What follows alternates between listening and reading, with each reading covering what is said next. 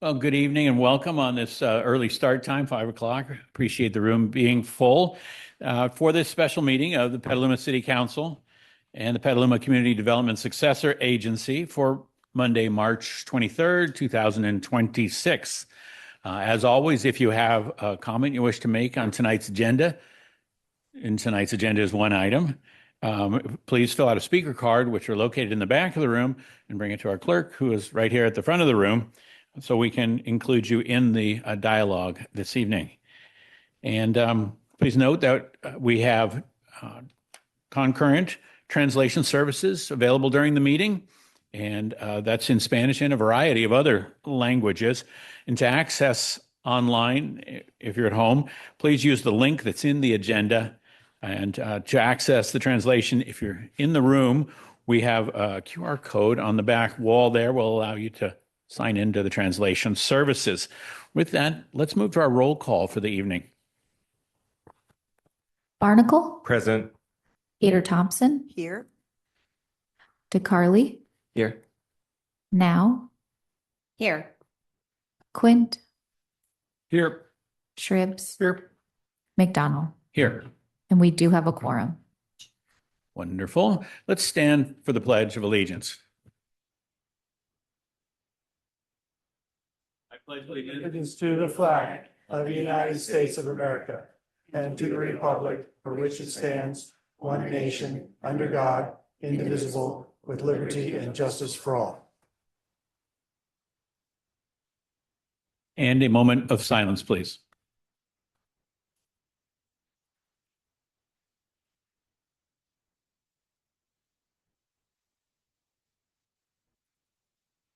Thank you. Well, tonight we have a workshop. It's the presentation of the fiscal year 2026-7 work plan. It's an update on our recent accomplishments, and it's providing direction to staff. And so tonight we'll have our city manager lead off. There is, I do want to note to the public that as staff completes their presentation, we'll invite the public in to comment at that point, and then bring it back to council for all of our workshop-y dialogue at that point. So with that, the floor is yours. Thank you, Mayor, Council, community, and our staff.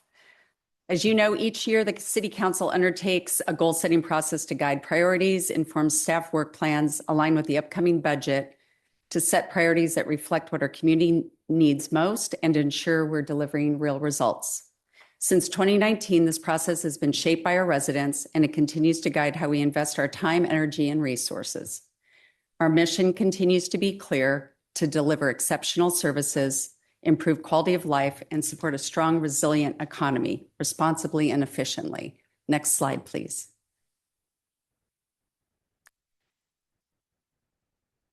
In addition to providing 24/7 service to our community, our city staff are daily delivering on hundreds of initiatives, programs, and projects and policies that are in support of council priorities and that don't usually get their moment in our goal setting. A lot of work is regulatory, required by law, in a response to trends and circumstances that require us to be agile, strategic, while remaining focused and vigilant on delivering council priorities and being strong fiscal stewards. Tonight, we'll review what was accomplished in the last fiscal year and take a look ahead at potential priorities shaped by our community's input and available resources. Next slide, please. It wasn't that long ago, in 2019, when our city was at a crossroads. We had a structural deficit of $6.5 million in 2021. Staffing levels were 16% lower than they were in 2008. Our services were minimal and not proactive or responsive. Our fleet was non-functional and unable to support our staff's work. Our parks, playgrounds, city facilities were under-maintained and in some cases unusable. Next slide, please. Our pavement condition index was 41 out of 100. Technology was non-existent. You couldn't find a laptop in the city, and our server and backup were one and the same. In one of our fiscal and organizational sustainability sessions, we presented an excess of $200 million of deferred maintenance in city infrastructure, which took decades prior of disinvestment to create. We did not let what we inherited affect our vision and dreams for our city, our residents, and our staff. Next slide, please. And despite our fragile state, we stepped up and supported 5 declared emergencies in 2.5 years. We were the evacuation zone for the county, and we strengthened our preparedness muscle and became the resiliency beacon throughout these events. Next slide.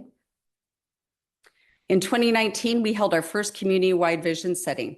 250 of our community members provide us with more than 250 priorities. So that's one per community member, many of which we have completed and which continue to reflect our highest priorities today. And Heather, would you please? Good evening, Mayor, Council. Heather Hines, Special Projects Manager. I happened to be at the 2019 first community meeting where we did the goal setting, created these lovely visuals. It was an amazing community moment. I think we were there 6 or 7 hours. And as Peggy mentioned, we walked away with 250 plus things to do. So one of the things that I wanted to bring up is when you look at that board, that graphic, so many of those visions are still the things that we find ourselves aligned with today, whether it's sustainability or climate initiatives, housing, inclusivity, healthy and active living. I see the zoning code is in bold in one of the bottom corners. Those all continue to be things that come up as we have community discussion. These were all things that came up as part of the general plan process when we went out and talked to people in the community about where they wanted to see the community in 25 years. So this was a moment, and it continues to shape what we do as staff, the vision we're working towards as a community. Next slide, please. When we did get the 250 go do these, we looked for a way to organize them, and we came up with these 5 goals: a city that works for everyone, our environmental legacy, a safe community that thrives, an economy that prospers, and spaces and places that inspire. So each year when we come back to have this discussion, we look back at these goals and do we need to think about things differently? Do we need to amend these? But they continue to be these overarching foundations that fit with the conversation we have. So we wanted to start with touching on kind of where we've come since 2019 before we get into reflecting on what we've accomplished in the past year and what we're looking forward to in the coming year. Thank you. Thank you. Next slide, please. And now a brief walk down climate action memory lane. I was looking just on the wall right back there, waiting for this meeting to begin, and saw the climate declaration now as one of the actions on there. And so the climate resolution that the council passed in 2019 was a direct result of that community input.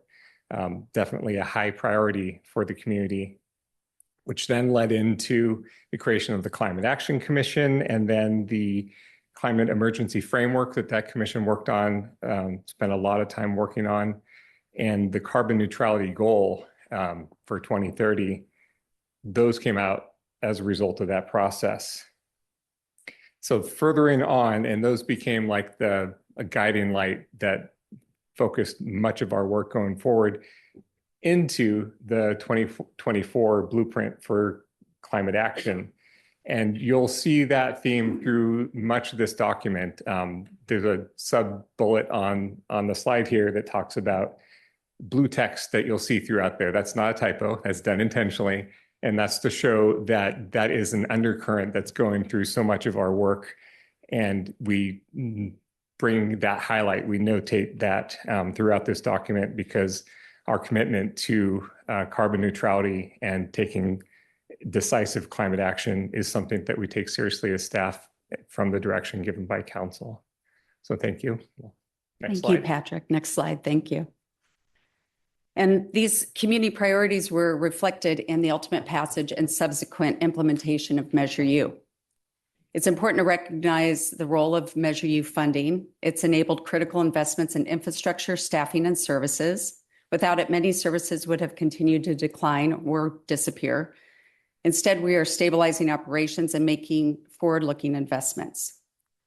Since then, we've been tackling our road work. We've seen our PCI improve to 52. We've improved our parks, retained and attracted talent to our city team. We're building a high-performing organization by resourcing our staff with training and the tools they need to do their work. We've seen our homeless point-in-time count drop precipitously. We've supported the building of much-needed housing in our community. We are renovating our city facilities, especially our fire stations, and are building a new public safety facility in the center of our city to improve response times. On our fairgrounds, we are programming and creating a vision for the community. And we are reinvesting in our public spaces, community programming, and business support. But we also know the work is not done. The decisions we make now on housing, infrastructure, climate, and economic development will define our future. Next slide, please. Council identified several major priorities for the next 2-year cycle in which we've made substantial progress and accomplished meaningful results. And these include building our active transportation network, a focused and commitment on citywide economic development and downtown revitalization, continued activation of our fairgrounds and launch of our master plan for that property, completing the general plan and zoning code by the end of this year, teeing up a parks master plan, righting the ship on our landscape assessment districts, and adopting the city's tree ordinance and urban forestry management plan, and implementing our housing element by encouraging and incentivizing housing development in our city. And I would like to ask Paul Koschel, our Public Works Director, to take the next slide. Good evening. Active transportation and safe streets have been a council priority and community priority for the past several years. In recognition that improving mobility options will help create a happier, healthier community, reduce congestion, improve safety, and help meet our climate goals. In September 2025, Council, you approved the Active Transportation Plan, which outlines steps needed to make Petaluma a world-class active living city where walking, biking, and rolling are a celebrated part of everyday life. We believe Petaluma has all the key ingredients to achieve this vision, including our size, topography, weather, and our existing network of off-street trails. Our team is working hard to deliver near, mid, and long-term projects that will help create a safe and seamless experience for all people. On the near-term side, we've completed quick build projects throughout the city with an emphasis in school areas. We've reduced speed limits to 15 miles an hour within 500 feet of all schools. And we've implemented traffic calming and pedestrian safety enhancements. We've also been capitalizing on the unique opportunity that our paving projects bring to close sidewalk gaps and add and upgrade crosswalks and bike lanes. We've also been keeping an eye on advancing mid to long-term projects, including several that were identified through the recently completed US 101 crossing study, which will help improve crosstown connectivity. Next slide.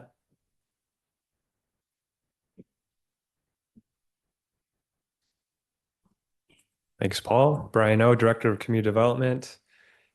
So one of the other top priorities for mayor and council has been so not just safely moving people through town, but also having a thriving local economy. And so one of the top goals has been around ensuring that we have a vibrant economy that ensures that our community, our residents, our property owners, our business owners have a place to thrive. And so what that means is staff has been working really diligently over the past year on not just re-tenanting existing spaces, but also thinking about, as we start to wrestle with updating our zoning code, how do we ensure a thriving regulatory framework for all these great new uses that are being not just piloted here in town, but really throughout the globe. The concept of food trucks. This was not a thing that the zoning code had to grapple with. Fast forward a few zoning code cycles. It's something that is very much part of our city fabric throughout the region. And so how do we start to think about using the existing zoning code, making it work in the short term as we start to look at a comprehensive zoning code update? Permitting new uses, council was at the forefront of retail cannabis. And so we have our 3 retail cannabis fully permitted. We have a final inspection for the final 3rd tomorrow. And so we're really excited to be able to implement that policy from council. I'm joined here today by our new economic development manager, Catherine DePasqua, and she'll be supporting and taking the reins for not just our economic development strategies, but also continuing the Business Navigator program. And so this is something that we've been working hand in hand with Economic Development Department, which is now consolidated into Community Development. And we've seen some early returns in working with our local businesses and property owners. And then also 2 things there that I wanted to highlight: Water Street revitalization. Oftentimes we have a lot of time and energy put into planning processes, and sometimes it takes some time to actually start to see the fruits of the labor. And so Water Street is a perfect example. As we started to get some new housing downtown, just on the fringes of downtown, we're starting to see the property owners wanting to come to the table, invest in their buildings to bring on new businesses. So that's something that's been really exciting to be a part of. And then ultimately, a few weeks back with the entitlement approval for the EKN Hotel, again, once in a generation opportunity for us to think about bringing visitors serving downtown, bring some more activation and vibrancy, as well as the approval of the overlay and all the different community benefits that that may also bring to bear. Next slide. And I will sit here. And we are in the midst, we are 1 week away from releasing our draft general plan and draft environmental impact report. And so we've spent a lot of time, 5 years culminating into this. We expect to be able to start our round of public hearings for council final consideration late summer of an updated general plan, which will take us into mid-century, 2050. And so there's been a lot of thoughtfulness and a lot of milestones that we've accomplished as a community and as staff to get to this point. A few of those mentioned there, and as Patrick mentioned, the blueprint being one of those. How do we ensure that future, near, mid, long-term future for Petaluma that is climate responsible, climate resilient? And so we have a blueprint, a literal blueprint on how to accomplish that. Next slide. And I will be here for this one as well. Housing for all, as our city manager mentioned, a lot to be proud of. That photo is an example of the Burbank project, River Place. That was as our housing manager likes to mention, it's the alphabet soup. There's a lot of work that happens in the background to support our developers, to support our projects to actually get built, get the money, whether it's state subsidies, whether it's through council's leadership of the reduction of development impact fees for 100% affordable housing projects here in town. We have the proof is there, right? So housing that is either under or starting soon to start construction. There's a number of projects there, both deed restricted affordable housing as well as market rate. And the pipeline is somewhat strong as well. We have some also sort of in the wings, the Gallagher project that was recently approved, Sid Commons as well, Creekwood. You had seen the environmental impact report last year, and the work's still not complete. We still there's some of the sort of hard to finish projects, Oyster Cove being one of them, but it is an entitled project. We still think it's a good project. So how do we work with the property owner and any interested developer to actually see that to fruition, which is another one that's on our list. And then every 3 years, the update to our building and fire code. And so that was done late last year, and that really sets the tone, ensures the safety of our buildings from both a life safety perspective and a fire safety perspective. And so that has been fully implemented, and we're reviewing all new permits under the updated code. And then finally, housing for all, homeless services, and supporting our unsheltered population in coordination with our county partners, our community partners that are on the ground. We're very fortunate through staff dedication and the ability to secure additional funds, both at the county level and at the state and the federal level, to have a robust homeless services program. One example, through the securing of state funds, we're in the final stages to accomplish here in the next couple weeks is the expansion of our family shelter. So this is something that we hear time and time again, a quote unquote special population. How do we meet the need? And staff has continued to demonstrate, our community partners have continued to demonstrate their passion, their ability to deliver for the community on that front. And so more to come, but just a little preview of what staff has been working on the last year. Next slide.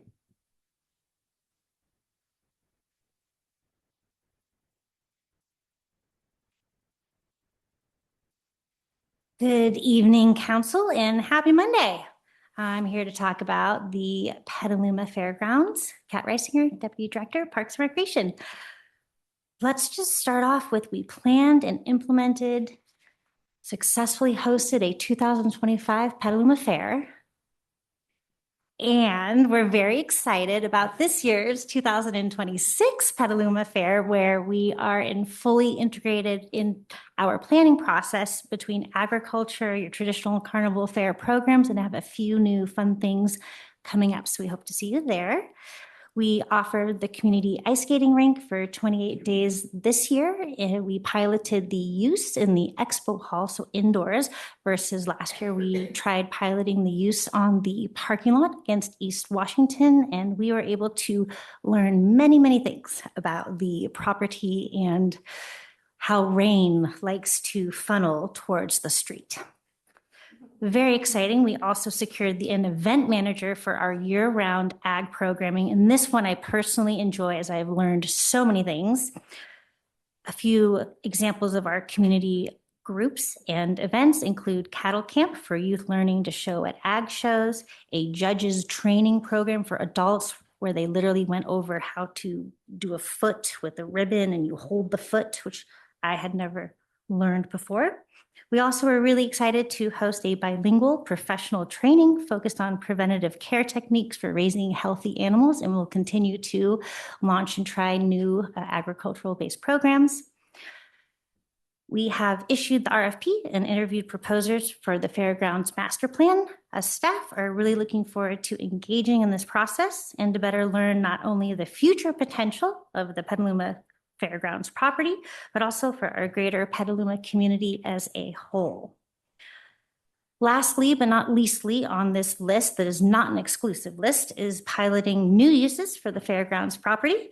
And we have still been able to honor legacy uses as outlined in our guiding principles, which we follow very closely anytime a program or event is brought onto the fairgrounds. We've been able to host things such as the Great Egg Hunt, which is coming up, and the Petaluma Music Festival, for a few examples. A few other explored pilot uses would include, this new last year was a USA sanctioned boxing event, which is actually going to expand from Herzog into Expo for next year. We hosted the Petaluma Pride. We have a rodeo and music festival coming up in April, which will be our first city permitted rodeo, which is a very heavy lift for us, and we're very excited to try it out. And on a totally separate lens, we have hosted floorball in the expo hall, as well as our multi-use sport court tiles in the Bianchi barn. So a very robust and varied Petaluma Fairgrounds for your community. Shuffle around here. Good evening, council, community and staff. Drew Halter, Director of Parks and Recreation. Next slide, please. So we are going to take like an overview now and look about the investment in our parks and open spaces, kind of a snapshot backwards and forwards. I want to take a moment to share with the council and community, again, kind of dovetailing on the city manager's comments, where we've been since the original adoption of our city council goals and priorities. It's especially relevant in our parks. So bear with me a little bit. In 2019, prior to that first adoption, prior to the regional support of the Parks Measure M, as well as the local support through Measure U, we were a Parks and Facilities Maintenance Division under Public Works, and we were a Recreation Services Department under the City Manager. City Manager had the privilege of serving as our Parks Director at that time, which I think she found out on her second day, maybe. And with Measure U particularly, that really catapulted a lot of the investment we've seen in the last two goals and priorities cycle. So I'm going to talk about again in 2019, we had 0 electric vehicles. Our fleet included an average of about 200,000 miles per vehicle. We coordinated our vacations and sick time a lot around shared use of vehicles even. We had no bucket trucks. We had no compact utility tractors. We were very much, bootstrapping it with what we had. And a big credit and creativity goes to the crew, many of which are still here driving that ship today. So fast forward, we've seen those subsequent investments in our people and our places, and this has really helped us translate to better services, being more responsive to the environments as we need to pivot, and being more efficient with those investments that we have. We've grown from 7 parks maintenance workers in 2019 to 10 we have this year. We've got 1/3 of our fleet is now electric. We have electric mowers. We've got piloting hand tools. And we've made a lot of significant upgrades in our irrigation to allow us to be more efficient when there are big booms and bust cycles with water efforts, et cetera. There's more collaboration between departments than ever before. Even as a reconstituted department, this has been a culture that's been a direct result of the council and city management's collaborative efforts to really tackle big, complex issues. Some of our accomplishments in this last goals and priority cycle include, really kind of complex issues like the integrated pest management plan, like the urban forestry management plan, land use elements of the general plan, all the plans, but also really building that institutional kind of muscle to build new programs and take on the confidence of some things like the new Petaluma Aquatics program, something the city had not had since 2012. All of this on the slide on your screen kind of helps and eventually will tee up, which I know is an interest of the council, the Strategic Parks and Recreation Master Plan. This is something that's been talked about in several goals and priorities, and we're not waiting, right, for funding to become available or for us to reach it to all the way as the #1 priority. We've established an ad hoc committee at the Parks and Recreation Commission. Now we have a lot of plans that are going to help inform that scope, including things like the active transportation plan, things like the fairgrounds master plan. And we've learned so much, and we're really ready to have such a robust conversation that we're going to get started on that. And we're excited to provide updates later on where we are. Next slide, please. And we're going to invite the folks from water come up here. Thanks, Drew. Good evening, Mayor and Council. I'm Chelsea Thompson, Director of Water Resources and Utilities. Over the past year, we've made progress on many water supply reliability, sustainability, and regulatory compliance programs for Petaluma's water. For planning, we're advancing the Integrated Water Master Plan and have completed the grant-funded Recycled Water Facilities Planning Study, which you heard about at last week's meeting. These efforts are helping guide near-term priorities, including expansion of the local groundwater supply and potential expansion of urban recycled water system when grant funding becomes available. The final IWMP is anticipated by the end of the year, at which time staff will return to council. At the fairgrounds, we expanded metered water service to several sites, including Happy Hearts Preschool, the park's maintenance building, and Play Dog Play.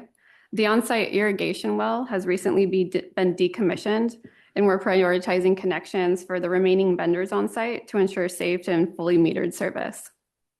At Ellis Creek, the team submitted the required 5-year National Pollutant Discharge Elimination System, or NPDES permit, renewal ahead of the June 26 deadline. The permit is currently under review by the Regional Water Board.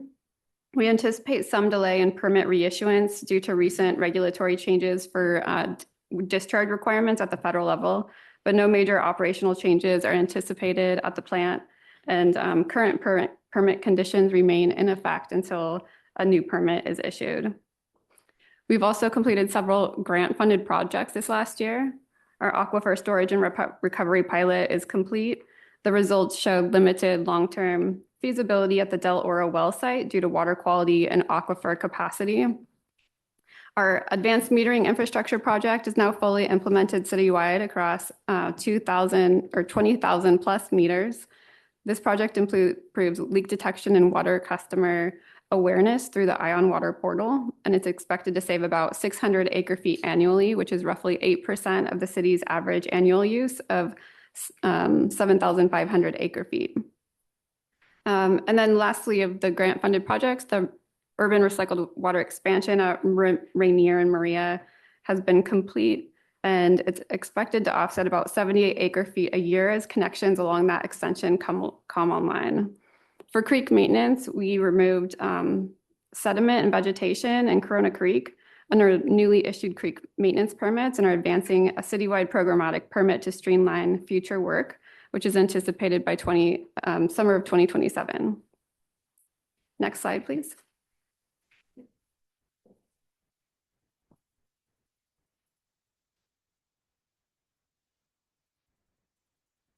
Back again, Patrick Carter, Assistant to the City Manager, and Deb Fox, our Climate Action Manager.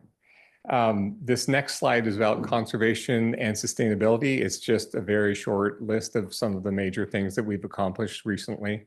As already mentioned by Drew, I appreciate the preview on this. The fleet is a very important part of our climate action. It's one of the areas that we know that creates the most greenhouse gases, transportation throughout the city. And so we've tried to be a model for others in our electrification efforts. We went from a single electric vehicle in 2019, it was a Chevy Bolt in the transit department, to now currently we have 46 electric vehicles in the fleet, including 4 of our transit buses and 2 of our pursuit rated police vehicles, which the chief will talk about in the next slide. But going down the list as well, the charging infrastructure, we've built out a lot of the easy places where there's capacity to build out. And so now we're in the tricky part of finding that new capacity and finding especially the money to build that new capacity for additional fleet charging. So that's always something that's cognizant to us and always something that we're looking for more grant funding to help us figure out. Taking stock of our building energy use, which is another area where sustainability and our climate action can make an impact in city efforts. We've taken the first step to do energy efficiency audits to see what our building stock is like. And, I don't think it's going to be a spoiler to anyone that there's a lot of room for improvement, and trying to find, again, the funding, which is a common refrain, and how we'll be able to finance and afford those changes is the kind of next step and the more challenging piece once you figured out the issue. But on that theme of trying to find additional funding to do the things that we've identified is the heat pump water heater replacements. We found a partner in PG&E to use their GK-12, so it's government and K through 12, government and school facilities program to replace over 20 heat pumps or 20 water heaters with electric heat pump water heaters. at a cost savings to the city of over $300,000 throughout all of our facilities, including the fairgrounds. So that was a great win that we had recently. And then just kind of skipping to the last part, and I'll let Deb speak on the other two.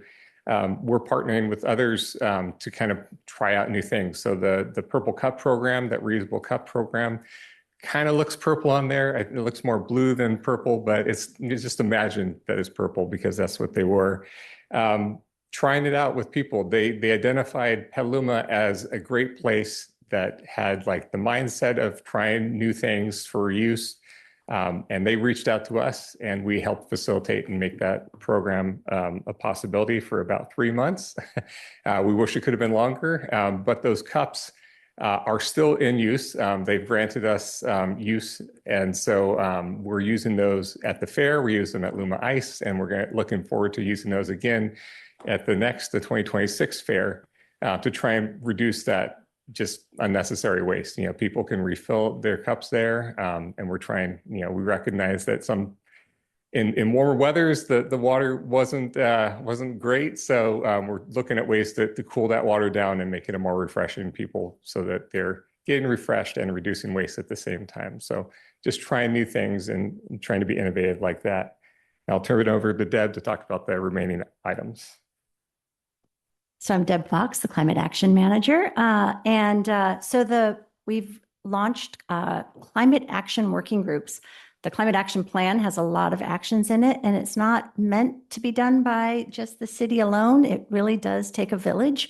And so the working groups are organizing our community partners around the various strategies outlined in the blueprint so that we end up having an electrification working group, a habitat working group that encompasses a lot of the natural systems elements that like a climate action, or excuse me, a habitat garden campaign, but it's also where our comprehensive land management comes into it. It really covers all of the habitat within the city. We will have a waste working group. Transportation and transit are just getting formed around Bike Month that is coming up in the month of May.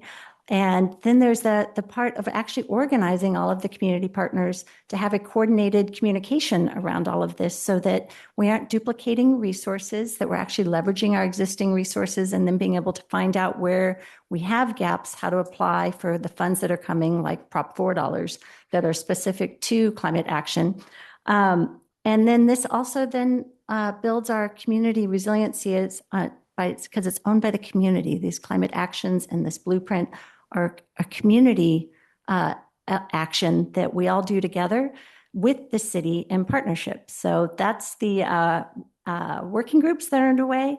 The other piece that we have a consultant that will be working with all of our city staff to have that the integrated pest management plan actually implemented and up on our website by the end of this year. So that is underway as we speak. Thank you. And I'm not sure who to invite up next. There we go.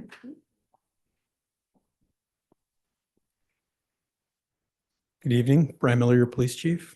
And so we're calling this Policing the Petaluma Way. And I just want to say that for us at the police department, that's really the only way we know. For over 165 years, Petaluma policing is really fundamentally what we do inherently. And many communities are adopting community policing strategies, and it's just the way we've served, and it's the way we've always served. And so for the last few years, we've really been focusing on increasing not only our staffing, but investing in our staff and the level of service and the level of professionalism. And so for one of the first times in my career, other than the 2008 recession where we reduced our staffing allocations and we're full staffed out of sheer necessity because of a reduction in size, I'm pleased to report that we are fully staffed in our sworn police officers, and I have no vacancies on my allocated police officers positions. So this year, we're really focusing on, now that we have all of those individuals seated and in seat, many of them are training and learning the job. We're really investing in their training and their onboarding and getting our functional staffing out in the field so that you're going to start seeing the effectiveness and the efficacy of our resources out in the field deployed in a much more proactive model. And then we can feel the full comprehensive resources and bandwidth of our services.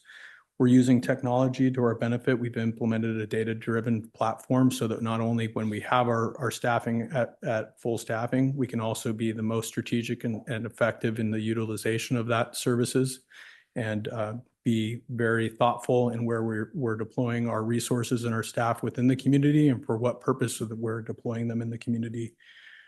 Over the last 3 years, we've been really, really heavily engaged in our civilian hybrid oversight model, implementing our independent police auditor, developing and creating and implementing public safety advisory committee, and coming back to the council on an annual basis as legislatively required and doing our annual reporting for military equipment. This year, with our partners in our city attorney's office, we codified all those components into the municipal code, which is quite an accomplishment, which means that it's part of our city's regulations in the municipal code to stand. And so those things are here to stay and part of the municipal code.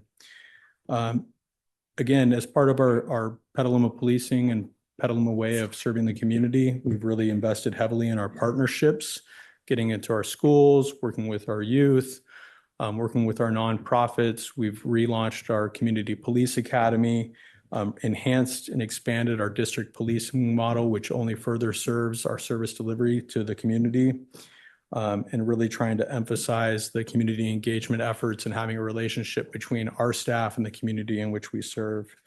And then, as Patrick Carter reported, we're trying to do our part on the climate perspective as well and be part of the solution. And so you'll see depicted on the bottom two pictures our police vehicles. One is a traditional black and white patrol vehicle, and the one on the right is an all white.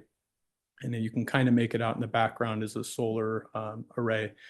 Those are our two all electric factory produced police package pursuit rated patrol vehicles that are currently out in the field, as well as the independent battery operated off-grid solar charging panel that's at our police department. What's great about that is the solar panel, you may remember, was grant approved here, as well as the black and white all electric patrol vehicle was fully funded through grant funding. So thank you. And I'll turn it off to our next partner. Good evening, Mayor and Council and community. Caitlin Corley, your city clerk. So over the past 2 years, the city clerk's office has really focused on projects that help expand access and improve transparency for the public. One of those ways is our public records system. We've seen a huge increase in interest in public records requests thanks to our simple online request portal, Next Request. The city responded to over 800 requests in 2025, which was a big jump from 450 in 2024. And we've already hit 200 requests this year and released over 28,000 documents since the portal's inception. If you've walked past our office, you've probably seen the boxes, which has been a part of our overhaul of our paper records, which has included a full audit and inventory and citywide destruction. So we've cleared out over 800 boxes of outdated and obsolete records, which makes it easier to find the records we need to find. And a huge shout out to Karen Gonzalez, who's our special projects consultant. She's done an amazing job on that. She's our record superstar. We have also expanded language access and reduced barriers to participation through our AI tool Wordly that provides real-time translation and captioning at our council meetings. And we're also extremely proud to have helped onboard and support the city's first ever monolingual Spanish-speaking commissioners on our Recreation, Parks, and Music Commission. Staff was able to coordinate with local interpreters and Blue Zones to provide interpretation, translation, and general support to these commissioners. It's really their willingness to volunteer and help us pioneer a multilingual public meeting. It's just an incredible service to the city and helps us connect with our Spanish-speaking community broadly. And now I'll pass it over to Linda to talk about our amazing Administrative Services Department.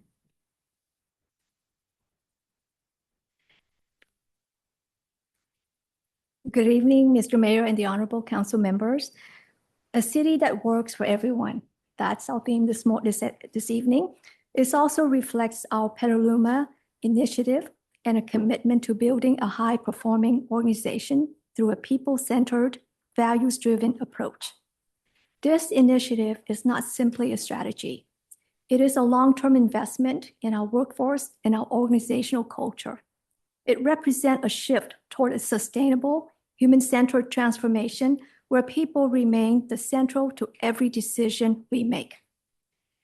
Since August of 2025, the Administrative Services Department, ASD, has served as the foundation of this effort, bringing together finance, human resources, information technology, and risk management into a unified structure. This alignment allows us to streamline operations, reduce duplication, and ensure that our daily work support the city's strategic priorities. As a result, we are seeing measurable progress, improved efficiency through standardization, increased productivity through automation, stronger alignment across departments, and a culture based on continuous improvement. Our approach is guided by the 4 A's: alertness, agility, adaptability, and alignment. These principles enable us to remain responsive, resilient, and effective in a constantly changing environment to support our city. Across the 4 divisions of ASD, this work delivers results as follows. In finance, we manage city's financial operations, ensuring a responsible stewardship of long-term fiscal health. We oversee more than 120 funds and maintain reserves to support essential city services. Petaluma holds a strong AA credit rating from Standard & Poor's, reflecting its sound financial management. We also receive GFOA Distinguished Budget Award and a Certificate in Excellence Financial Reporting. Our finance team supports all cities' departments with accounting and financial services.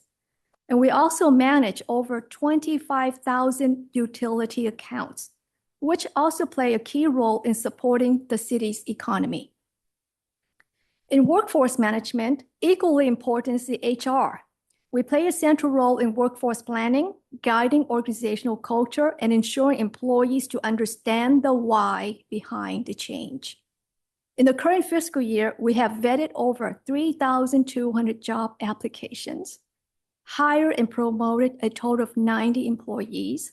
And in recent months, we also implemented a learning management system, streamlines training, improve accessibility, support scalable onboarding and upskilling, and provides data-driven insights to enhance our workforce.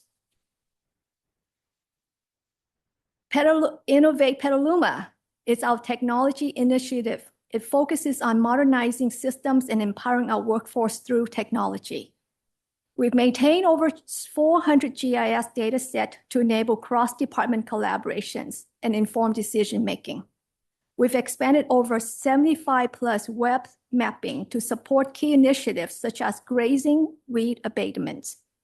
In recent months, we also installed over 18,000 feet, nearly 3.5 miles of networking hardware at the aquatic centers, the fairgrounds, the temporary fire station 3.5, and the Kavanaugh Pool, all to strengthen connectivity across the organizations.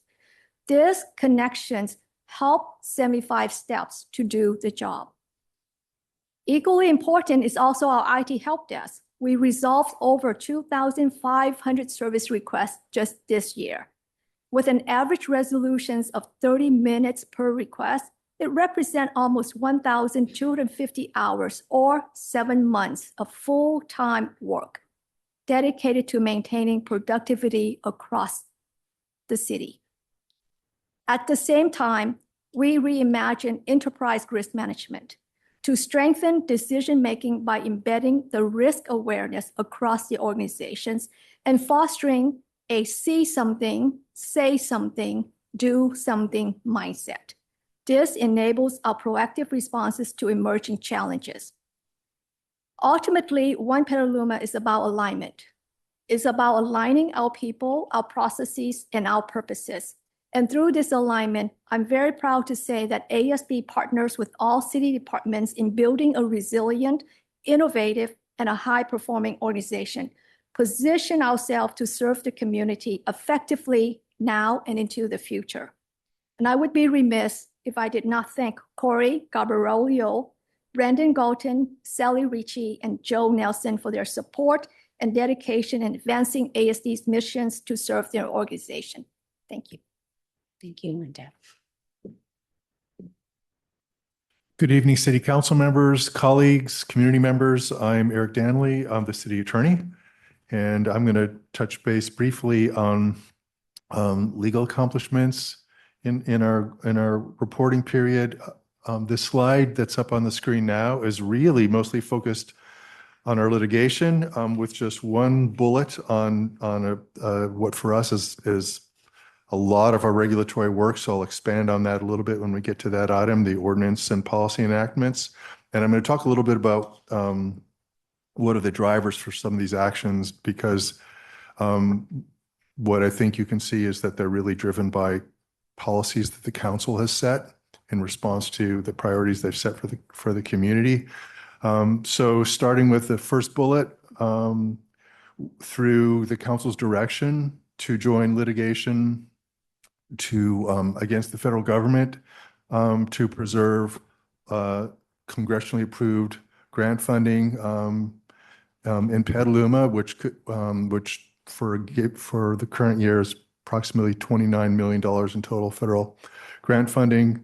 So far, joining that litigation has preserved the city's ability to accept $6 million in that funding without having to accept at the same time provisions that the courts have so far ruled are unconstitutional and violate the 10th Amendment, the U.S. Constitution, and would, if we complied with them, potentially state law, the Values Act. And that work is ongoing. Those cases are ongoing. They're going up on appeal before the Ninth Circuit, and so far with promising results. We've also got currently 10 active mobile home park related lawsuits, one of which we've actually prosecuted affirmatively at the council's direction, concerning violations of the council's senior overlay that enacted in response to requests from community members in our senior parks to preserve the senior communities into which they opted when they bought their homes.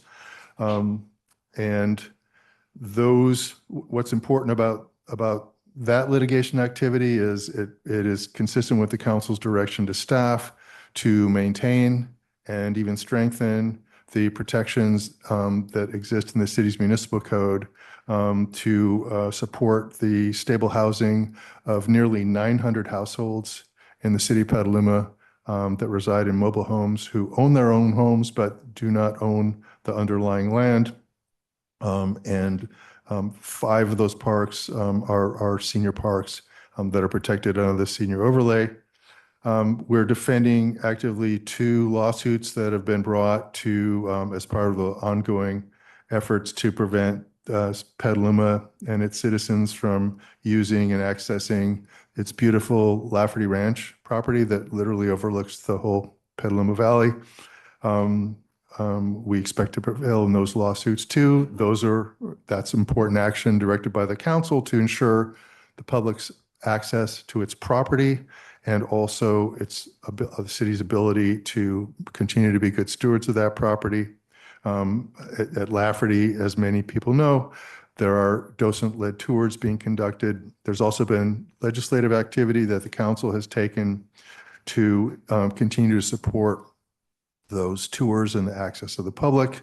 And now I'm going to cover the last slide to note that our office is also actively representing the city in administrative hearings, such as there's still a pending appeal regarding the cannabis on-site retail sales permitting that our community development director mentioned, and I appreciate the efforts of my colleague Jordan Green in our office representing us in those hearings and protecting the scheme that is consistent with the council's direction about providing for that economic development in the form of retail cannabis sales in the community.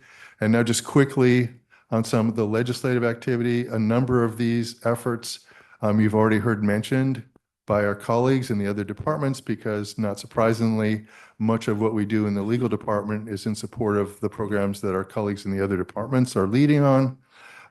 So the cannabis zoning regulations, administrative regulations, and permitting process are one of the major projects we've worked on. The importance of that, of course, being economic development.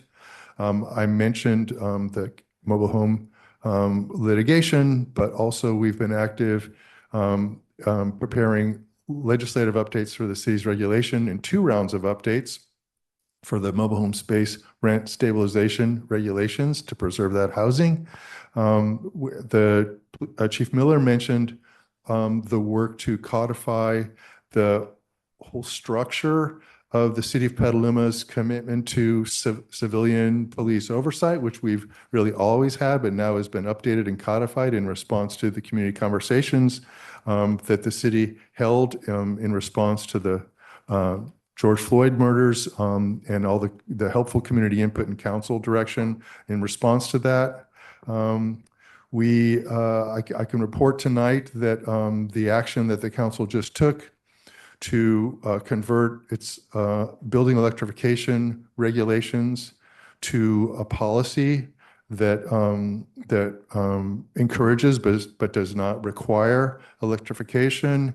It was important to moot the lawsuit brought by the Department of Justice, which they have in fact dismissed. We've just got confirmation today from the court as a result of the council's action. But it's also clear the council's commitment to climate change response through building electrification and encouraging that. Just see, I guess the last one I'll mention, there's others, but just for sake of time, I'll mention that there has part of the efforts to maximize uses at the fairgrounds. There was more zoning activity for that to broaden the ranges of uses that can occur there and are occurring there, and also for the entitlements for the exciting new public safety facility that is going to be built on the site. So thank you. That concludes the high point of what the legal department has been proud to be working on in conjunction with our colleagues. Thank you, Eric. We've got Deb Fox coming. Hi again. So one of the other hats that I like to say that I wear is strategic partnerships, building our community network. None of this is possible without all of the people that make up our community. And we have amazing organizations in our community that help us do the work that we do. Rebuilding Together with their graffiti removal, and they help us at the fair. They have their workforce development program. Daily Acts with the front entrance that you all have seen mulched, where they help us do planting out front with 500 new trees plants on Earth Day. They do so much more as it relates to our water conservation programs. Relief, putting the trees in the ground that we need so desperately as our heat rises. Like we had this last week, we're going to need more trees for shade. Cafe Puente, we have they helped us create an advisory committee that allows a two-way street for us to hear from our Spanish-speaking community what they need or what they give feedback on of our programs. They gave feedback on our general plan. We also do a lot more with Cafe Puente as it relates to helping to get our new commissioners onto our committees, commissions, and boards. Of course, Cool Petaluma, who does our climate action on the residential level, and the team building that they do on the blocks are essential for that blueprint for climate action. Petaluma People Services, all of the programs that they do that are essential for caring for our community. There's a whole bunch on others that aren't on there. Schools, we have a partnership with Petaluma City Schools we're part of their climate action task force. We also capstone program over at CASA is how the young woman who came and spoke at last week's meeting, she participated in a program that allowed her to hear from city staff about some issues that we deal with in terms of civic engagement. She learned, there was a whole group of them that have learned about our grazing program, our biofuels to biomass. I think I said that backwards. We have our Petaluma Health Center. There's Low CN that we work with, of course, COTS. Sonoma Family Meals is another one of our food security programs. It's also a workforce development that is essential for our community. The Arts Center, which is, of course, another element that is important to bring into our community because it helps us really connect in and experience the arts. And as I mentioned, there's many that the staff has already talked about as relates to Blue Zones and the support that they do in our community. There's the ODES program that allows us to have our bus stops cleaned. There's so much more that I haven't even touched on, but just want to really emphasize that is what makes us a people-powered Petaluma. I'm proud to work with a lot of those community partners, and we're always looking for more, especially as we're looking for grant funding to support our work. So really, we can't thank them enough for all the work that they do in our community.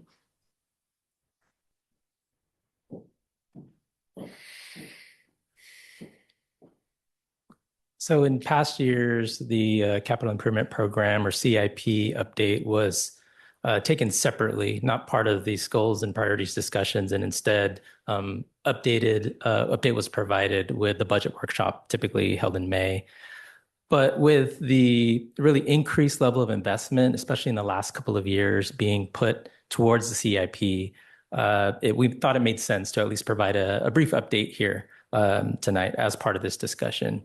We've been putting a lot of resources, both budget and staff time towards the CIP, and we wanted the time, the energy, the level of focus that we're placing into the CIP to be part of this conversation tonight. As mentioned earlier, our aging infrastructure has taken many years to get to its current state, and it's going to take us years to catch up. To catch up with all the deferred maintenance. We can't get to everything at once, but we're chipping away at it. We're making good progress as we deliver each CIP project. Our CIP team is working with departments across the city to advance projects in all the different program areas, from streets and utilities to parks and public buildings. We still plan to provide a comprehensive update, a comprehensive CIP update as part of the workshop in May. But we wanted to share a few highlights tonight and a reminder of some of the CIP projects that we've delivered to the community over the past year. So I'll turn it over to Drew to help us celebrate. Oh, there he is. To celebrate a few of our parks projects with the next slide.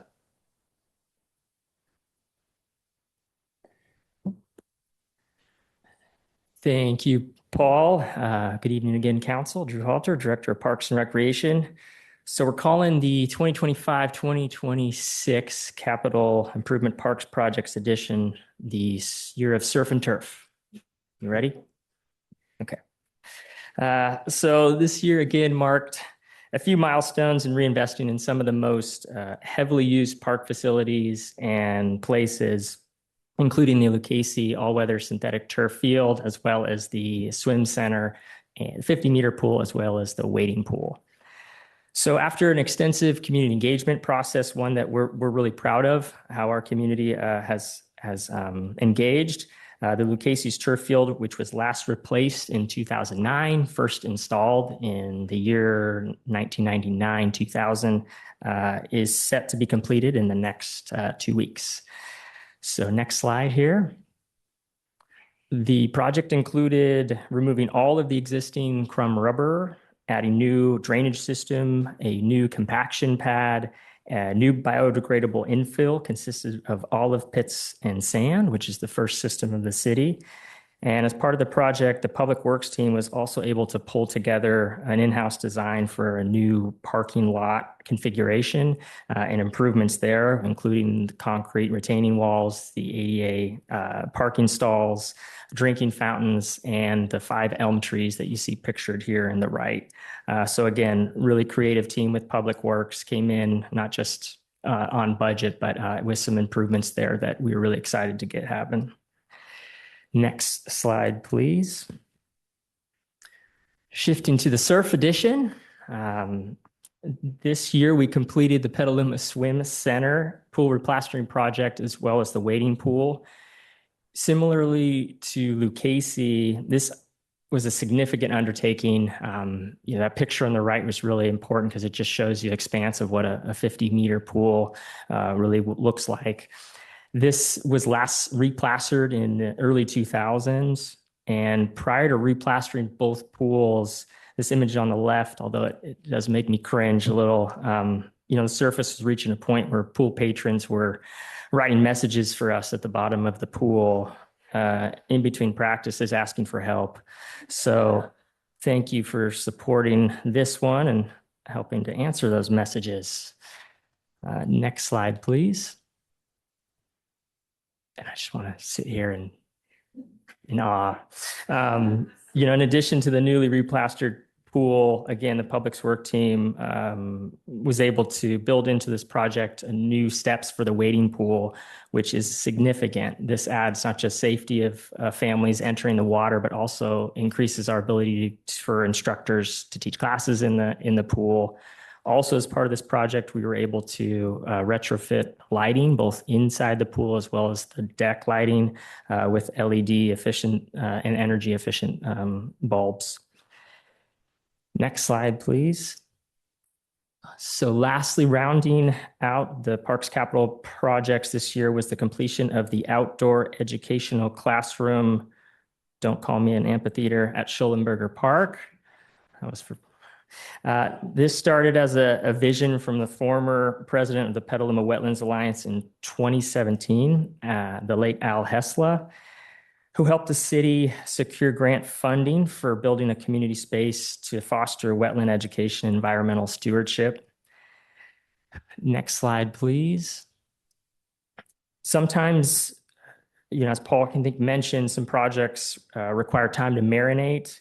This was certainly one of them, but in the end, with a new project team that picked this one up, and the programming needs really changed through the pandemic. So although this was a project that a lot of folks were really eager and anticipating its installation, taking that time, re-engaging the Petaluma Wetlands Alliance, seeing how programming changed, how it would be utilized, really allowed us to deliver a much better, more authentic project in the end with a smaller footprint, more thoughtful sight lines. And we're just really proud that this spring, again, that tradition of taking every third grader out from Petaluma to the wetlands to learn about habitat restoration and stewardship is something that's going to be really powerful for the next generations to come. Next slide, please. And to expand on that view, we'll bring up folks from Ellis Creek. There you are. So this last year, we completed the Ellis Creek floating solar project, now one of the largest in California at 6 megawatts. You can advance to the next slide, Caitlin. Thank you. The system has been fully operational since September of last year and is offsetting most of the facility's on-site electricity use, reducing the reliance on grid power and supporting our goal of carbon neutrality by 2030. Staff are tracking first-year performance to understand how seasonal production aligns with annual energy use. This project required no upfront cost to the city. Through a power purchase agreement, the developer financed, built, and maintains the system, and the city purchases the power at below market rates. Estimated savings are about $450,000 annually, with over $11 million across 20 years. And we're in the first year now to confirm those savings. Operations are managed by a third-party provider with twice-yearly service, and staff continue working with White Pine on additional energy efficiency opportunities. Overall, this project highlights Petaluma's commitment to sustainability and long-term cost savings. So we're nearing completion of the tertiary upgrades project at Ellis Creek. This project increases recycled water capacity to meet peak summer demand and supports future system expansion. Ellis Creek was originally designed to produce up to 4.8 million gallons per day of tertiary recycled water. And this project expands treatment capacity to 6.8 MGD with the addition of 2 new cloth media filters and a 3rd UV disinfection system with the existing channel. Construction on this project began in early 2023, supported by a $3.6 million state grant. Major components are now complete. The UV system was approved for use last summer, and the filter expansion is operational with final optimization underway. The contract closeout for this project is expected to go to council later this year.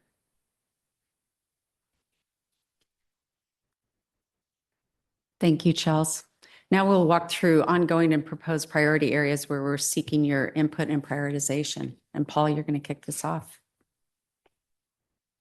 Next slide, please. Yeah, so starting off with the CIP, repairing our streets continues to be a top priority, and we're excited to have several paving projects planned for the next 2 years. When we do paving, it's not just paving, right? So we look at the utilities, underground utilities that are existing, the water and sewer pipes to see what the condition is of those and to see if those need to be repaired or replaced prior to paving. We also take the opportunity, as I mentioned briefly earlier, to incorporate active transportation elements to improve safety and connectivity. So I'll go down the list here briefly. Rainier Avenue just started construction. That's from North McDowell to Sonoma Mountain Parkway. That paving will be complete by this fall. You may recall also that utility improvements were completed in 2025 along Rainier. Caulfield Lane, that goes from Payran to Garfield Drive. We plan to complete the design for Caulfield by the end of 2026 with construction planned for 2027. Similarly, Howard Street, which goes from A Street to West Street, that one will include sewer and water mains in Howard. We're working on the design now for Howard, and that design will be complete in 2026 with construction for both utility and paving work planned for 2027. Moving to D Street, which goes from the boulevard out to South City limits. The D Street project will also include the replacement of sewer and water infrastructure prior to paving. The design will be completed in 2027 with construction for both the utility and paving work planned for 2028. In addition to those paving reconstruction projects, we also have our annual pavement maintenance project or slurry seal. Not all streets are good candidates for slurry seal, but it's an extremely cost-effective treatment type for trying to keep our roads that are in good condition in good condition. We budget approximately $800,000 each year so that we can deliver a slurry project each summer or fall. And I'll hand it over to Chelsea. So have you heard a couple times already, a key priority this year for the city is the PIPS Parallel Force Main Project. PIPS stands for Plant Influent Pump Station. This project will install a new 2.5-mile long 42-inch HDPE force main from the PIPS pump station on Hopper Street to the Ellis Creek facility. The existing line, which was installed in 1973, is over 50 years old and nearing end of its service life. This pipeline is critical for conveying the city's wastewater to Ellis Creek for treatment. Due to its age, location near Caltrans and smart infrastructure, and lack of redundancy, it prevents reliability risks. The project will build a parallel force main alongside the existing force main, adding redundancy and improving system reliability. This is a major generational infrastructure investment. Currently, the team is finalizing permits with regulatory agencies, securing necessary easements. Easements are expected to go to council this spring, with bidding this summer and contract awards targeted for September. Estimated construction on the parallel force main is about $44 million, with additional costs for contingency and construction management. Overall, this project is critical to ensure long-term wastewater system reliability and remains a top priority. Along with the force main is the PIPS pump station. So originally, the PIPS CIP planned for pump upgrades at the pump station, which conveys wastewater to Ellis Creek. A recent 2025 condition assessment identified several key challenges. The facility has seismic vulnerabilities and it predates current standards, along with space constraints that make maintenance and pump replacement difficult. Because the pump station operates 24/7, major construction would require extensive bypass pumping, adding complexity and cost. Based on condition assessment findings, the city is moving forward with full replacement of the pump station to improve long-term reliability and efficiency. While aligning this work with the parallel force main will be ideal, we also recognize this might be challenging. Together, these projects will significantly improve system resiliency and reduce the risk of sanitary sewer overflows. So for the pump station, design is expected to begin in March 2026, this month, and run through early 2027. Bidding is planned for March 2027 with contract award around May, and construction from July of 2027 through March of 2028. The current estimate for the pump station is about $1 million for design and $24 million for construction. And to support both of these PIPS projects, the city is planning a wastewater bond issuance, which will be discussed later in tonight's presentation. Next slide, please. Thank you. This next year, the community will be seeing two significant public safety facility improvement projects that are part of our capital improvement plan.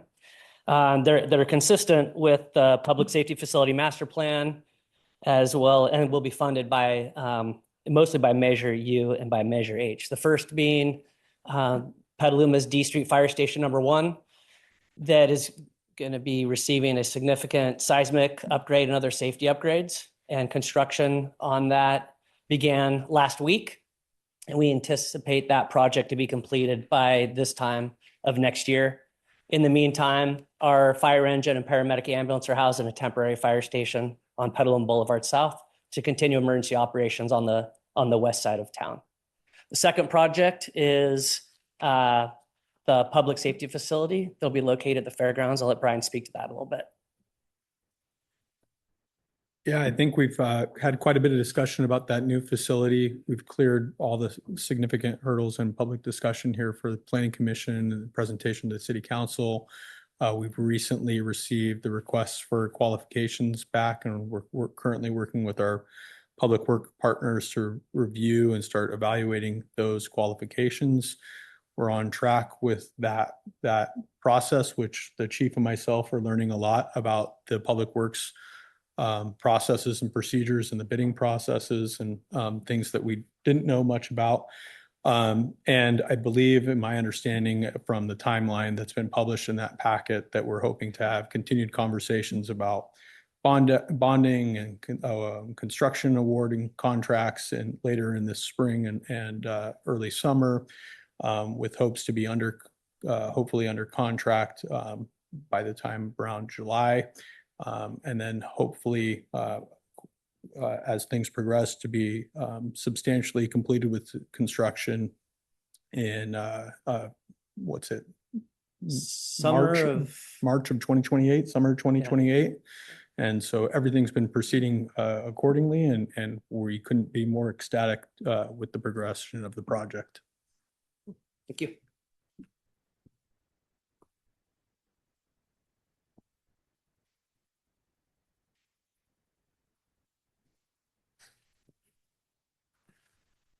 Okay, I will take the next one. So wanted to emphasize fiscal and organizational sustainability for a few moments. And this has been an emphasis for us over the years, and it will continue to be. And you may see some ramped up emphasis on fiscal sustainability in the coming year. So about 10 months ago, we brought to the council a workshop just to kind of give a refresher on what we looked at back in 2020 and 2021, more on the expense and the investment side of the ledger. And we had many different points of emphasis in that presentation. And so wanted to go into a few of these in a bit more detail. So first of all, we're just going to be focusing on the overall budget in the upcoming year and ensuring that we can continue to provide core services. Revenue growth has slowed while costs continue to escalate, and there is little to no flexibility in the budget at this time. And you will hear from staff at the budget workshop in May some of the strategies on how we're balancing the needs of the community with finite resources. And finite resources includes Measure U, which has enabled us to transform the organization and respond to those top Measure U priorities that you heard about earlier, but even Measure U is limited. So like the original presentation that again focused on expenses and investment, staff are also working on a revenues workshop that we will bring to council to learn about and consider a variety of potential new revenue options. A key component of the Measure U implementation plan was workforce stabilization, which included bringing both staff compensation up to market and an emphasis and a continuation of providing regular annual COLAs or cost of living adjustments to stay competitive in the market and recruit and retain talented staff. And in 2026, as we look to this next fiscal year, all labor agreements are up for negotiation. So we continue to be focused on maintaining overall competitive compensation while acknowledging our resource limitations and bringing creative proposals to the bargaining table. You heard a bit about economic development this evening from Brian O, so that will also be an emphasis this year. And economic development creates benefits for the community in terms of robust job creation, business growth opportunities, and thriving shopping and entertainment locations. But they also have the benefit of boosting city revenues that can be reinvested into community services. Another strategy that we've begun analyzing is the utilization of city facilities and properties to determine what we should keep, what we should sell as surplus for other uses, and which buildings make sense to continue investing in and which do not. And you've seen this already play out a bit. Jeff mentioned a minute ago our public safety facilities master plan, and we plan to expand on that type of analysis to all city properties. Our focus will be on optimizing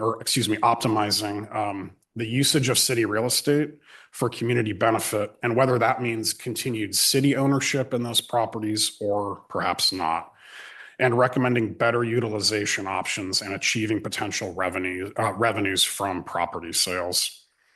And then finally, you've heard about a few projects tonight that will require significant investment in terms of capital infrastructure, and we will be recommending several bond issuances to council in the next few months to get those projects funded and built, leveraging our new Measure H fire sales tax revenues, as well as Measure U to construct the safety facility, adding a fourth fire station, replacing our out-of-date police station and new emergency operations center. And then, as Chelsea mentioned a few moments ago, a wastewater revenue bond to finance construction of the PIPS parallel force main and a portion of the pump station project, which, at least according to our current financial forecasting, can be accommodated within the existing rate structure for wastewater.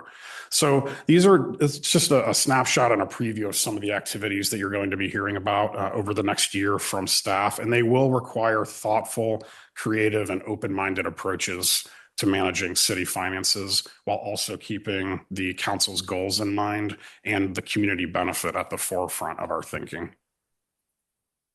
Next slide. Thank you, Brian. As we look to this next year, the following are service areas that we expect to stabilize and or transform. Our mobile crisis and safe team, they're funded by Measure O, funding that is the city generates, all the cities in the county and the county generate for a county-wide measure on mental health initiatives. It's currently being threatened for reduction, which it funds our mobile crisis safe team. So our South County partners, along with our nonprofit partner that helps us put safe together and operate safe and manage safe, we're having to come up with other options and how to provide that service to the community. Reimagining transit. Currently, we're facing a deficit in transit, so reimagining transit to be effective, efficient, sustainable. And our Transit Advisory Committee has been working really hard on some options to bring to council. The funding strategy to sustain our significant efforts in homelessness, prevention and support. As you heard earlier, we are heavily reliant on state and federal funding for that program. And that is starting to come to an end. So we are coming up with other ideas on how to continue the excellent work that we have been undertaking over the last 3 years. Complete the request for proposal process and continue to move key planning functions in-house. We will be coming to council in May to talk about what our planning department will continue to evolve into. Write our landscaping assessment districts. We have like 50 of them, and some of them are underwater. So that was a follow-up from our meeting with council to kind of right that ship and deliver on service while being sustainable. After bringing in our aquatics program in-house after a decade and a half to create programming that meets the diverse needs of our community and that is also cost-effective, and stabilize our animal services and plan for long-term, both locally and county-wide. So really working with our other city partners and the county and our nonprofits to really stabilize that service and bring some continuity and improvements to that service. And next, I'd like to ask Brian O. to deliver our last slide. So as we start to think as a city on how to stabilize and evolve our service delivery, we don't want to lose sight of the long-term vision and the long-term planning efforts that we have embarked on over the last several years. And so what's really exciting as we start to see the culmination, the expected adoption of a new general plan is how do we as a community, as a staff, go about to implement said plan. And so there's a lot of very forward-thinking goals, policies, programs that our community is expecting of us. And so putting together a robust implementation plan to chart out for the city, dovetailing into the 2 specific plans.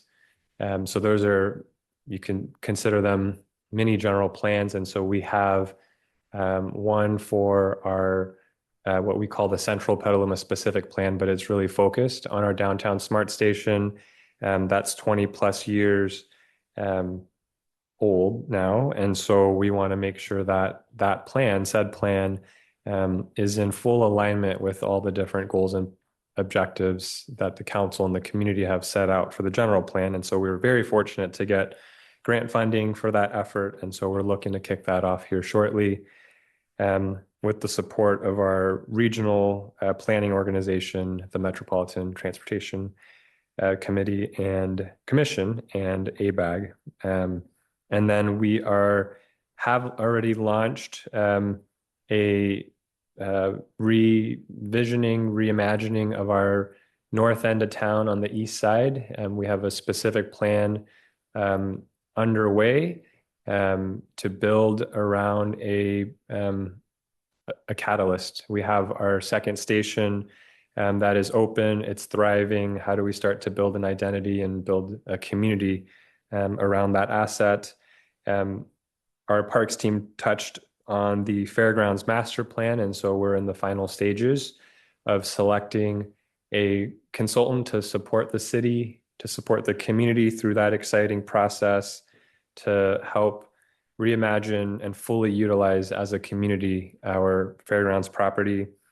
And then as part of the implementation of the general plan is the zoning code. And so we need to make sure that there's alignment with our zoning code. How do we make sure it's nimble, it's supportive of all the wonderful uses and creativity that the community wants to deliver for us, and also something that meets the climate blueprint. And so how do we make sure that we keep the North Star to be climate resilient? And one of the ways we're going to do that is updating and putting forward good policy, good local policy.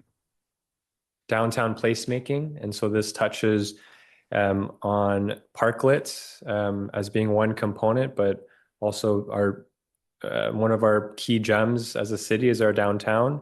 How do we make sure that downtown's thriving, not just with new uses, not just re-tenanting old uses, underutilized uses, but making it a place for everyone to share and to thrive. And I'll just touch briefly on part of that is the parking management. So downtown, how do we make sure that not only there's accessibility for all downtown, but it's very much connected to the placemaking and the attractiveness that we all are very proud of. And so with that, next slide. Why we do the things we do. As you heard tonight, the city's balancing our day-to-day service delivery with our focus on long-term transformation. And we've made strong progress, and we recognize there's still more work to do, a lot more work to do. Tonight's our opportunity to refine priorities, stay focused, and continue delivering for the community. And our city team is grateful to serve this incredible community. And we look forward to hearing council's priorities, and we'll return with a plan to align those priorities with resources and timelines that deliver for our Petaluma community. And we're available for questions and clarifications. Thank you. Well, thank you.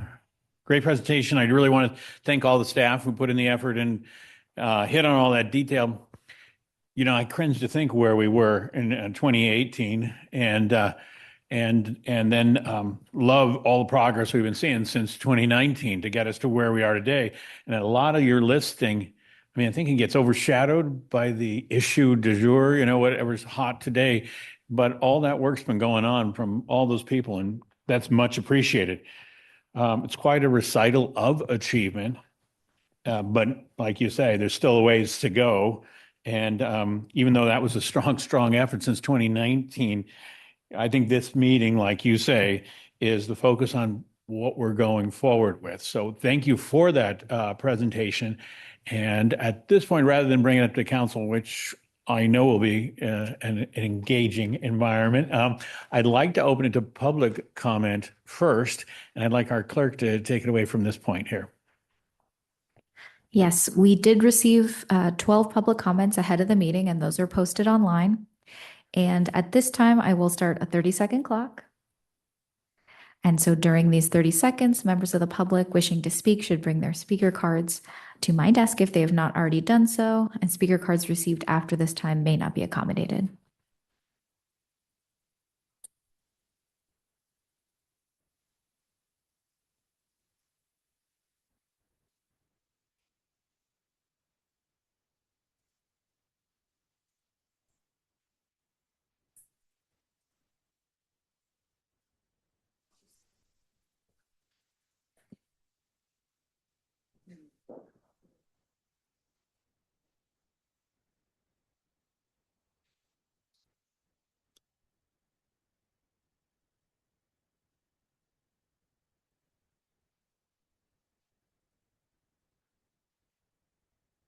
Okay. Thank you all for being here to public comment. And to help with that, we have Natasha Giuliani to be first and Don Foreman to follow. Thank you, Mr. Mayor and Council. My name is Natasha Giuliana. I am the director of Cool Petaluma, a nonprofit focused on building community resilience by empowering local climate solutions.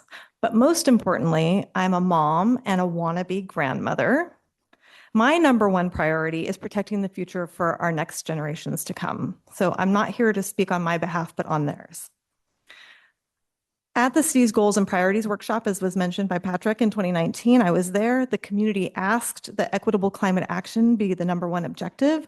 We proudly walked away from there with sustainability and regeneration marked at the top of the paper as the meta goal overarching everything. And I think we heard a lot about that tonight. And I love seeing how it's been so integrated into the city's staff's work. And I really, really appreciate that. Just after that, Petaluma City Council went on to unanimously pass the climate emergency resolution, which has been, the catalyst for so much of this great work. And we've accomplished a lot, as we saw tonight. I ask that tonight, 7 years later, in the year 2026, we recommit ourselves to prioritizing equitable climate action and community resilience. Last week, Petaluma was consistently 25 degrees above the average temperature. This historic heat wave is now traveling across the country, smashing temperature records from California to Pennsylvania. It might feel good to go outside in your shorts and grill on your barbecue, but this is not normal. It's not good for all of the other plants and animals that live on this planet that have adapted to the way the climate has been for the last millennia. And so we need to remember that. The climate crisis is here. It's now. The effects of warming planet are being felt even more quickly than scientists predicted. Last fall, a new scientific review called the Planetary Health Check in 2025 showed that 7 of 9 planetary boundaries have now been exceeded.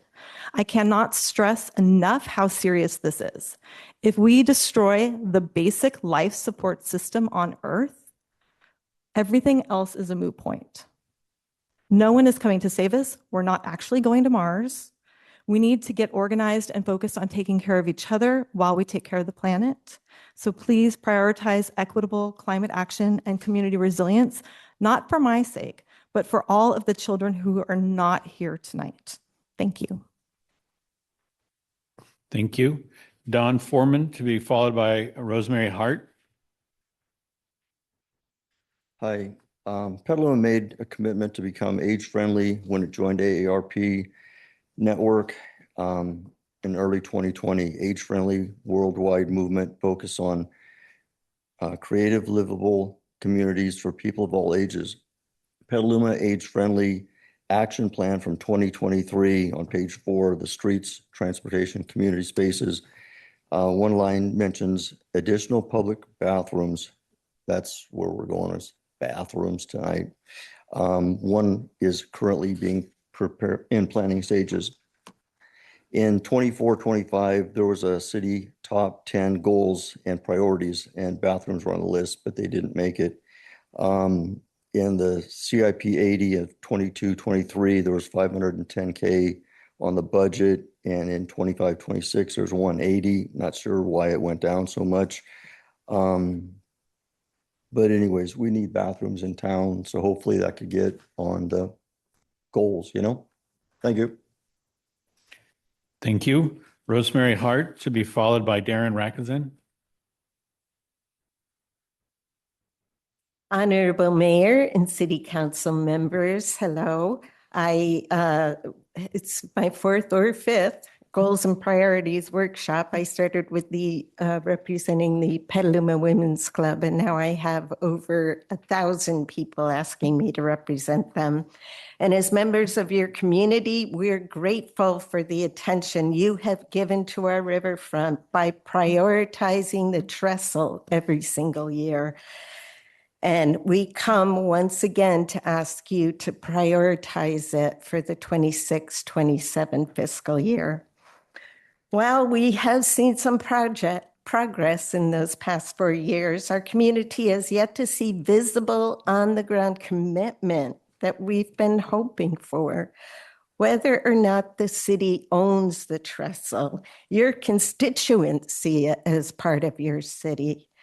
And its continued deterioration affects all of us. It's become an eyesore, a safety issue, an environmental concern, and an embarrassment in the place we value deeply. So we ask you 3 things. Really commit to this project, prioritize it for 26-27. We cannot ignore it forever. 24-hour fitness is falling into the river as I'm speaking. Number 2, hold community visioning meetings. FOTH is expected to have shovel-ready plans soon. So now is that ideal time to bring residents together through these meetings. Conversations will ensure that the work and the dollars that you have allocated to this will reflect the shared vision and needs of the people who live, work, and gather here. And number 3, determine maybe the economic impact. Perhaps that's the magic key that will get us to move on this project. We need to learn about the long-term benefits of this riverfront, and an economic impact study could demonstrate to you all something that we already feel, and that a beautiful, accessible promenade would strengthen our local economy, support our small businesses, and enhance the quality of life for everyone. You know, this is our riverfront. It's the picture we show to people when we are trying to get them to come here as tourists. We all have a stake in its future. Let's work together to make it a reality. Thank you. Thank you. Darren Rakazin, to be followed by Chantel Rogers. Thank you, Caitlin, Council, Mayor. I appreciate that this exercise has kind of evolved over the years from the top 10 priority fight into a recap of here's the context of all city operations.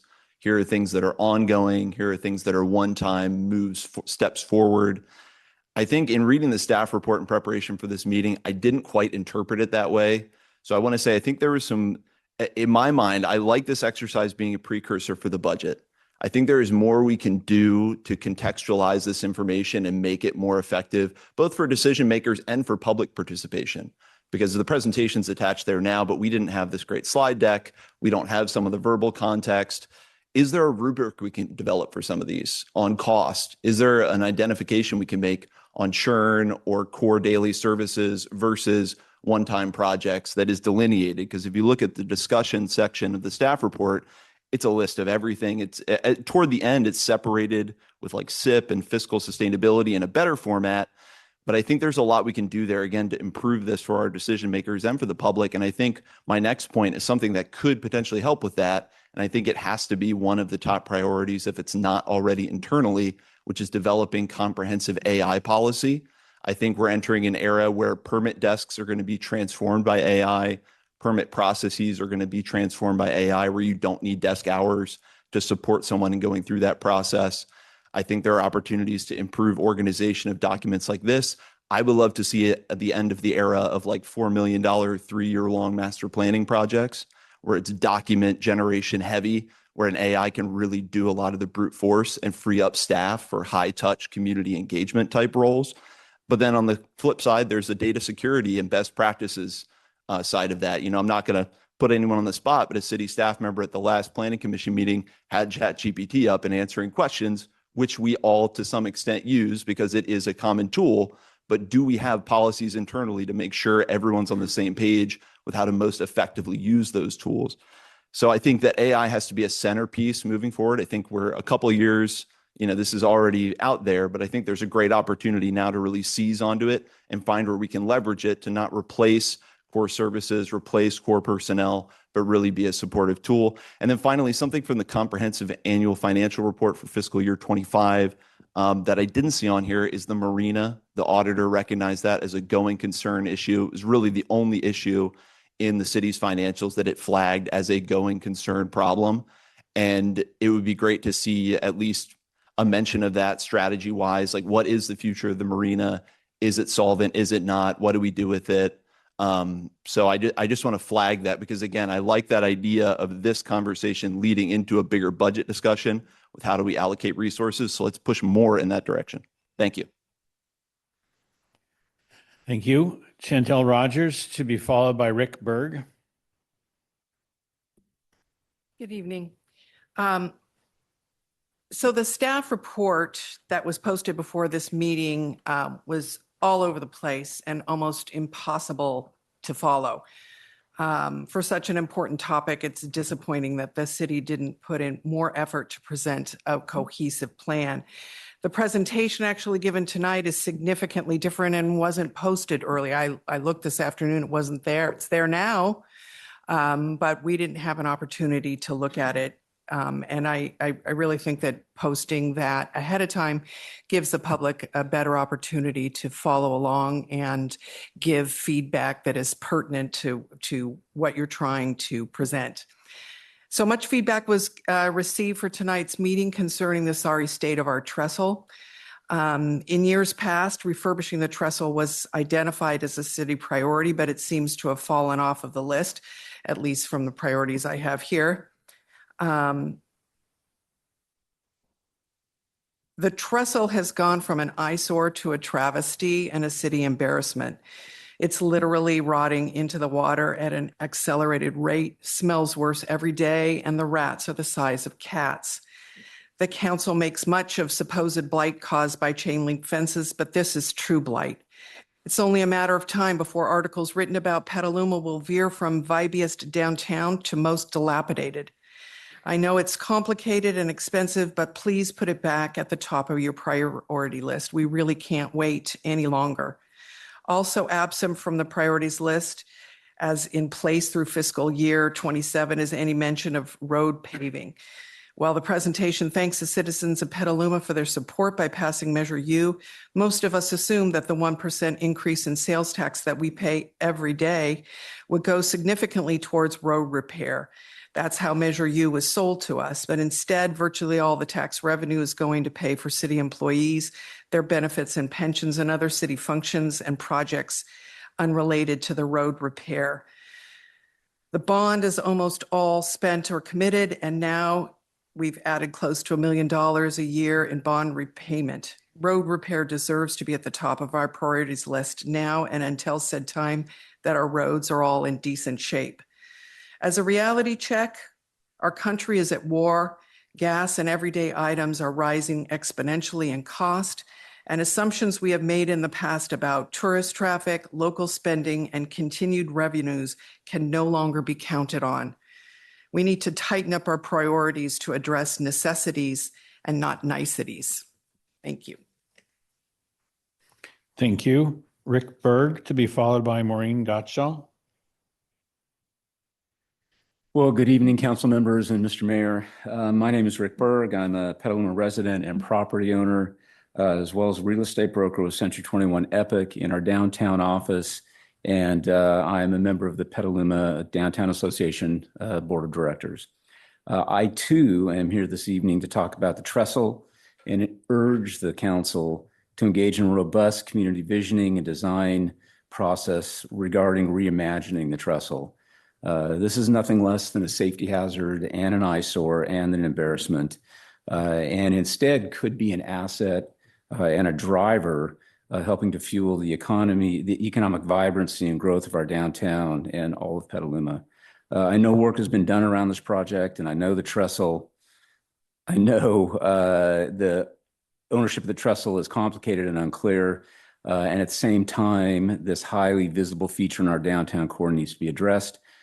Please make engaging our community in a visioning process, reimagining the trestle a priority this coming fiscal year.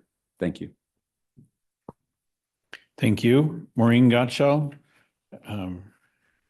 And at a workshop, I'm hoping 3 minutes is going to hold you. Wayne can't.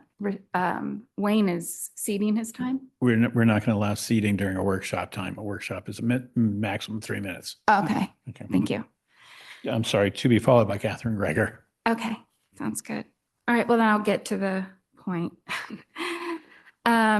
I'm here to discuss as a priority the financial health. I have appeared before the council previously to raise concerns about the city's general fund reserves. Each time the city response has been the same. We are in compliance and we carry 2 months of reserves. That is the GFO minimum standard, but 2 months equals 16.7%. It's 2 divided by 12. The city's own finance director wrote in the fiscal year 2025 ACFR transmittal letter dated December 30th, the city continues to maintain emergency reserves according to council policy at 15% of operating expenditures. And I asked this council at the very minimum to meet the GFOA standard. The difference between 15% and 16.7 may sound small, but in the context of Petaluma's multi-million-dollar operational budget, the 1.7 gap represents hundreds of thousands of dollars in emergency liquidity that does not exist when a crisis arrives. The city fund balance referenced in their annual comprehensive financial report, balance in the funds. Sorry, I was looking at the clock. December 30th, submitted to the state, raises a fundamental question. It is unclear how the city arrives at 15% of unassigned funds. The total government fund balance of $156.5 million is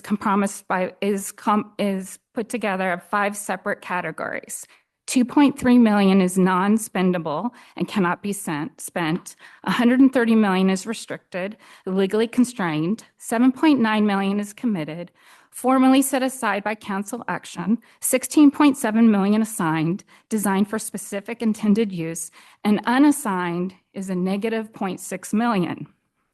The city's 15% reserve claim appears to be counting the assigned fund balance of $16.7 million, money already earmarked for specific intended purposes. The GFOA owns guidance warns against this. The general fund itself confirms the problem. $18.8 million total, made up of $2.1 million non-spendable and $16.7 million assigned. Unassigned zero. Residents deserve a direct explanation from the city of how it arrives at a GFOA compliant unassigned reserve.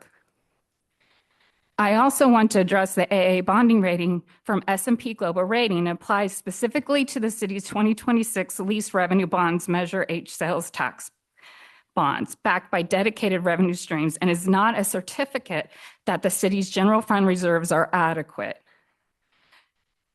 I'm urging the council to be fiscally responsible and to increase the reserves. Thank you. Thank you. Catherine Greger, to be followed by Anina Zito. Hi, everyone.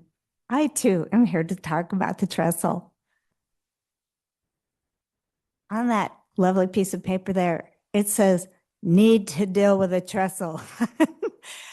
You know, the trestle has just kind of become this thing that makes everyone groan, and it's a problem, and it's ugly, and it's got rats, and it's like a bummer. So I understand why perhaps it kind of slips off the priorities, and it's not there as a top goal this year. So there's a lot of people that really care about it.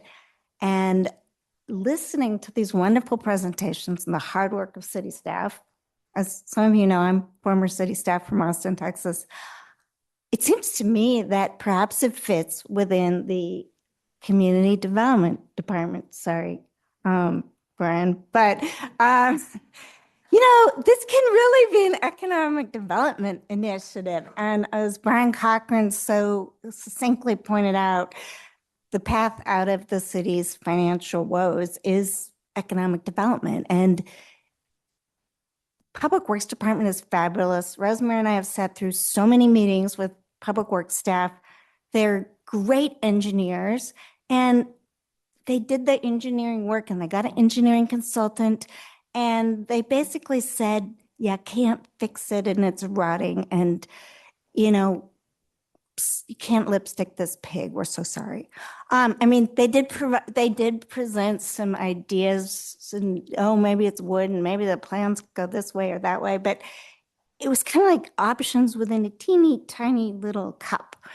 And really, the options should be at the level of what is the vision of our community? What do we want? What is the opportunity here? I mean, it's our waterfront, it's our riverfront. I personally am not invested in preserving the dilapidated trestle. I'm okay if it just needs to go. What I'd love is to have a beautiful waterfront. And as someone else pointed out, these are the pictures that we show to everyone. They're in the Chamber of Commerce brochures and the Visit Petaluma brochures, and there's that trestle.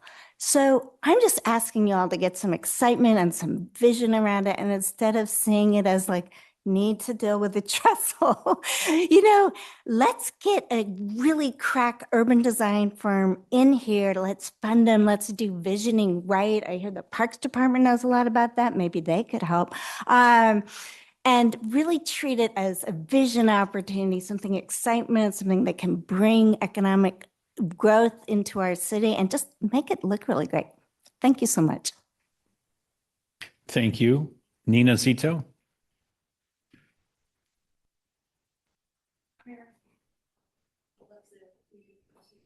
Thank you.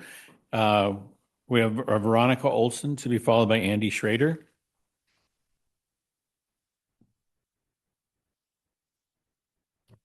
Hi, good evening, everyone. Hope you're having a great day. It's a lot of stuff to do on this to-do list. I just want to talk a little bit about When we walk in our city, every street in Petaluma, every building we pass is a decision that has been made.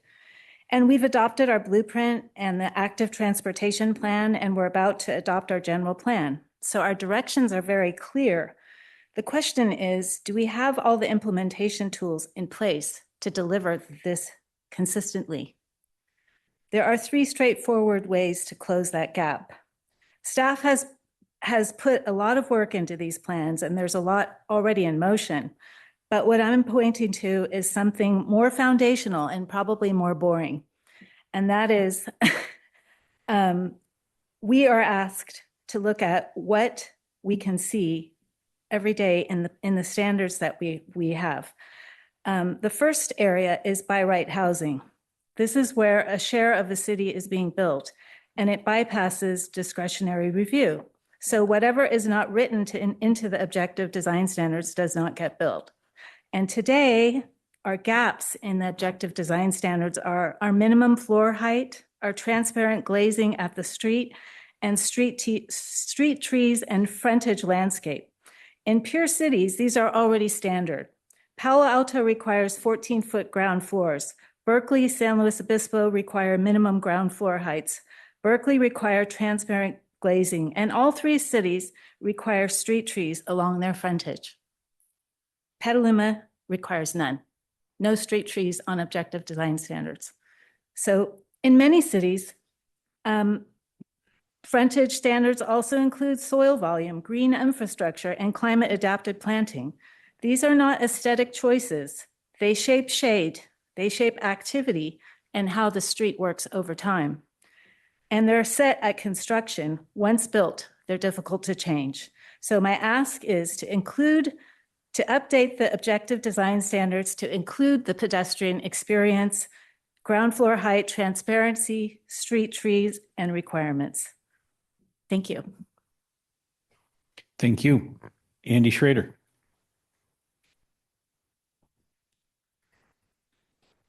Hello, Mayor, City Council. Thank you to the staff for a terrific presentation and for all the terrific work that led up to it. I want to echo Natasha Giuliana's comments about climate. The World Meteorological Organization's press release just today says this: the Earth's climate is more out of balance than at any time in observed history. The State of the Climate Report confirms that the years 2015 to 2025 are the hottest 11 years globally on record, and that extreme weather impacts millions and costs billions, end quote.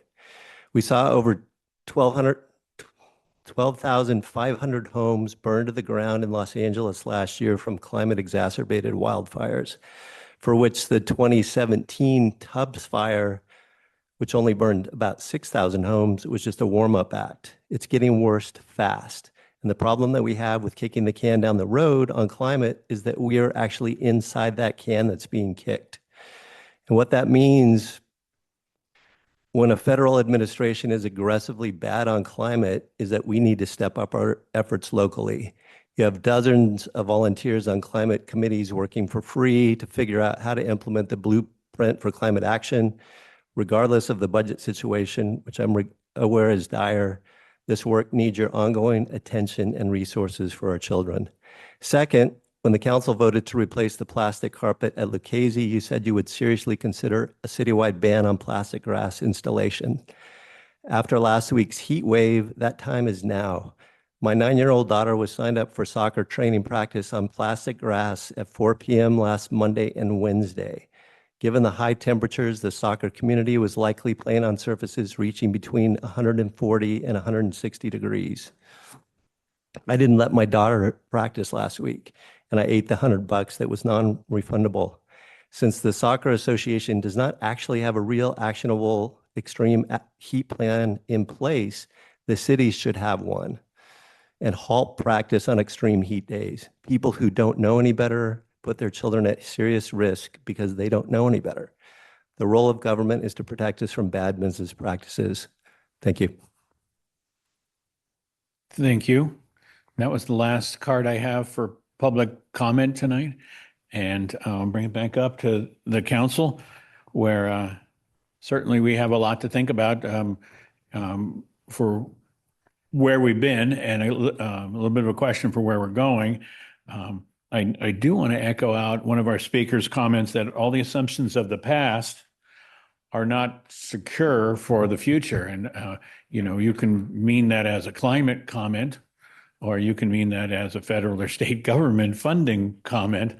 But yeah, we are in a period where perhaps caution is a key word here.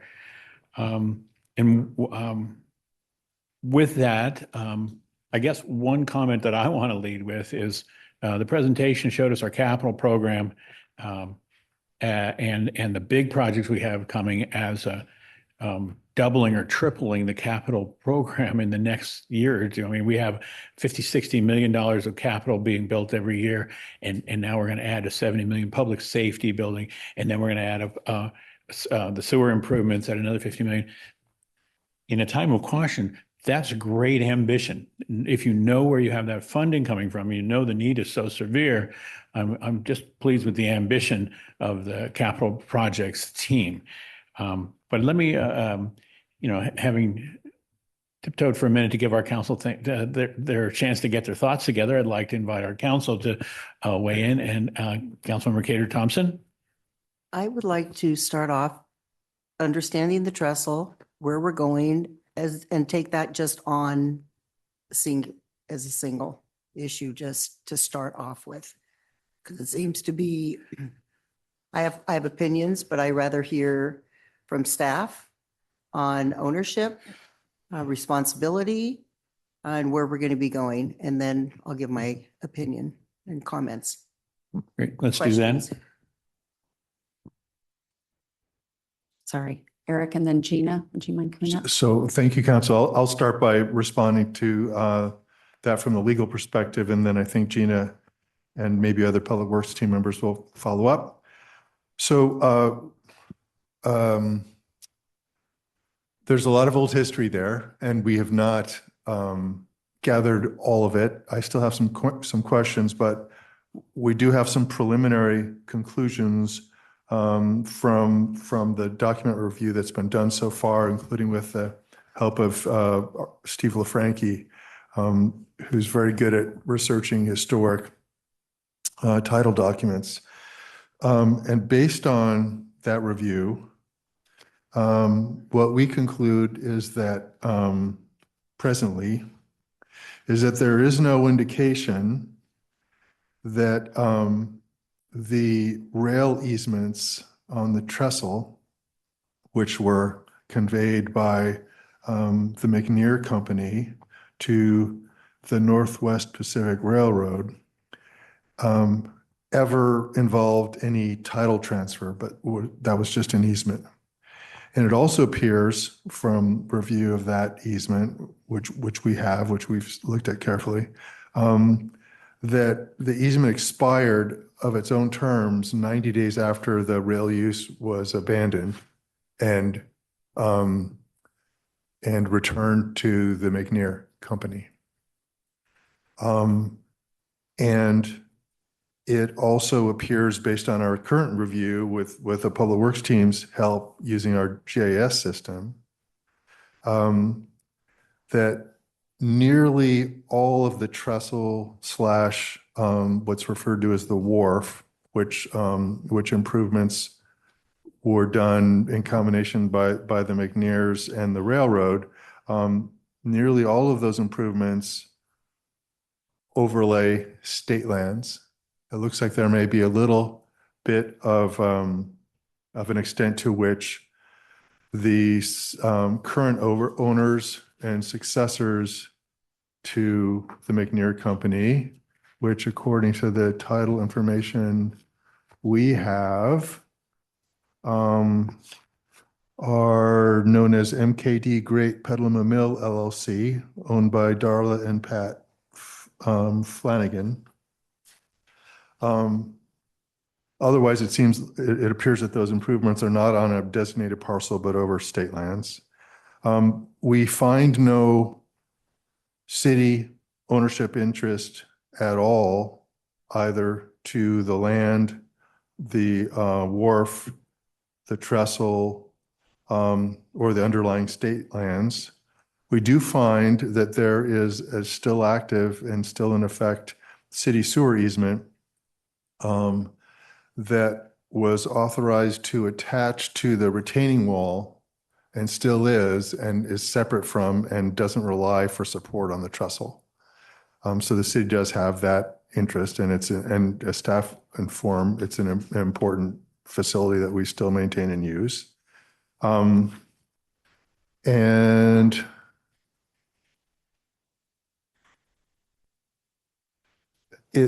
as best as we can surmise, when the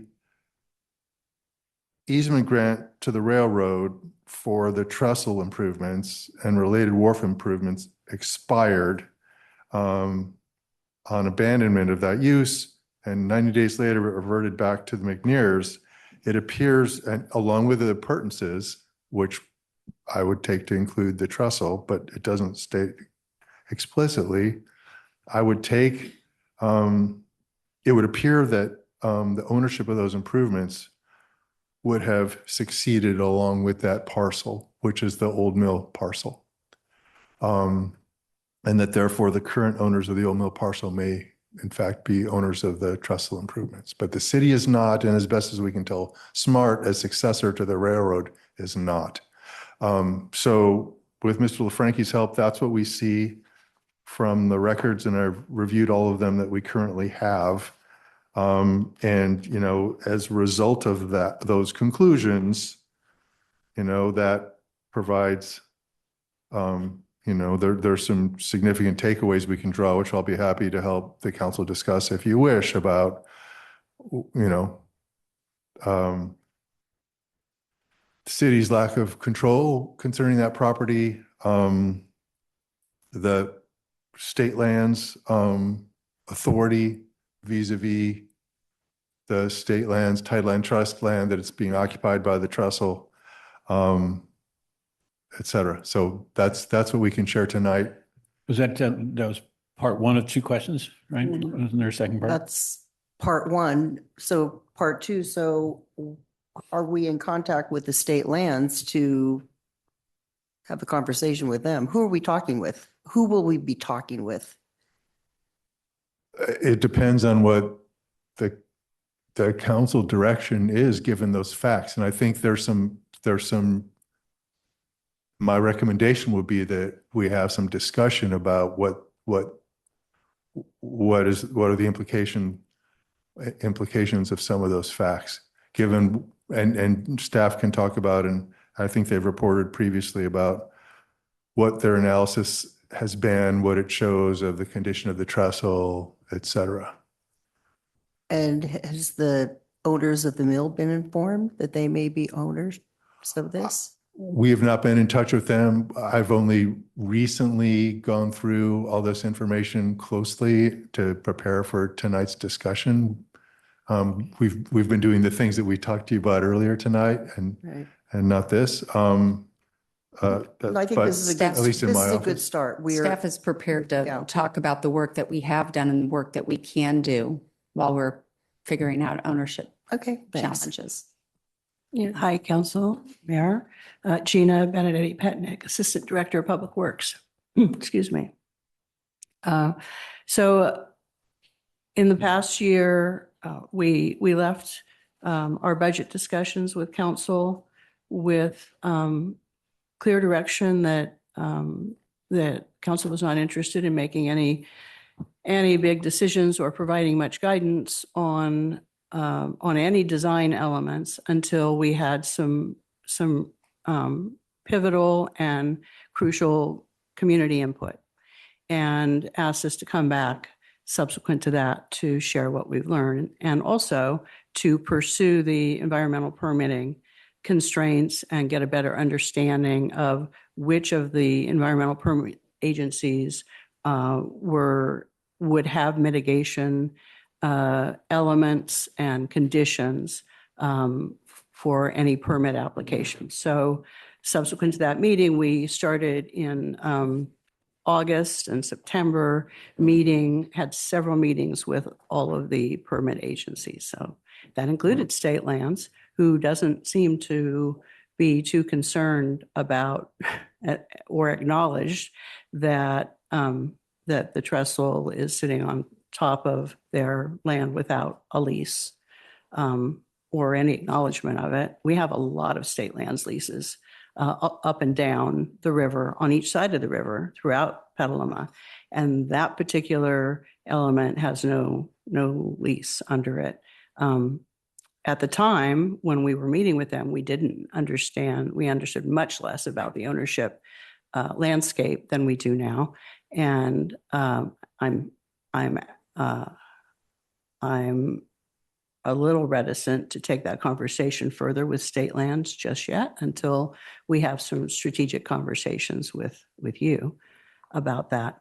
But in addition to state lands, we talked to the Army Corps of Engineers, and we talked to the U.S. Coast Guard, and we talked to Fish and Wildlife, and I'm forgetting a couple others, but gives you the idea. We had several of those meetings, and we received feedback. We have a pretty good idea of what agencies are concerned with what. So Fish and Wildlife is concerned with any changes we make and how that might affect shading for the fish species. And we were not able to, although we tried to have a conversation with SHPO, that's the State Historic Preservation Office. And we were advised that they will only engage in discussions for those applications through the Army Corps of Engineers as a federal agency. So they will talk to us once we submit a formal application to Army Corps and not before. And then they will only do it through Army Corps, although they did say that at that point they would entertain a direct conversation with the city as well. So we basically talked to everyone, and I did have correspondence with SHPO to learn that much and to confirm that much. So that environmental exploration, they were considered pre-application meetings. It was a way to get preliminary determination and some idea of where their red flags would be, so that we could plan accordingly and share that with council. And I will be prepared to do that. I have now a final memo that summarizes all of their input. And then as we had gathered that, it was late October, we were considering starting to move into more public engagement prior to coming back to council in February, which was our plan, as I think someone mentioned earlier. And we realized that we didn't have good data and good research yet on the ownership situation. We knew that it was going to be critical and pivotal to the conversation and to the development of the project. But at that point, we engaged SJLA, Stephen J. LaFranchi Associates, to do that title research for us. And they worked on that through the winter and brought to us their findings, which Eric has just recently had a chance to review. That's the work that we have proceeded with. And while we arrived at that point where we needed more information on ownership, we realized we really needed to pause on the other parallel activities in the project, namely public engagement and any further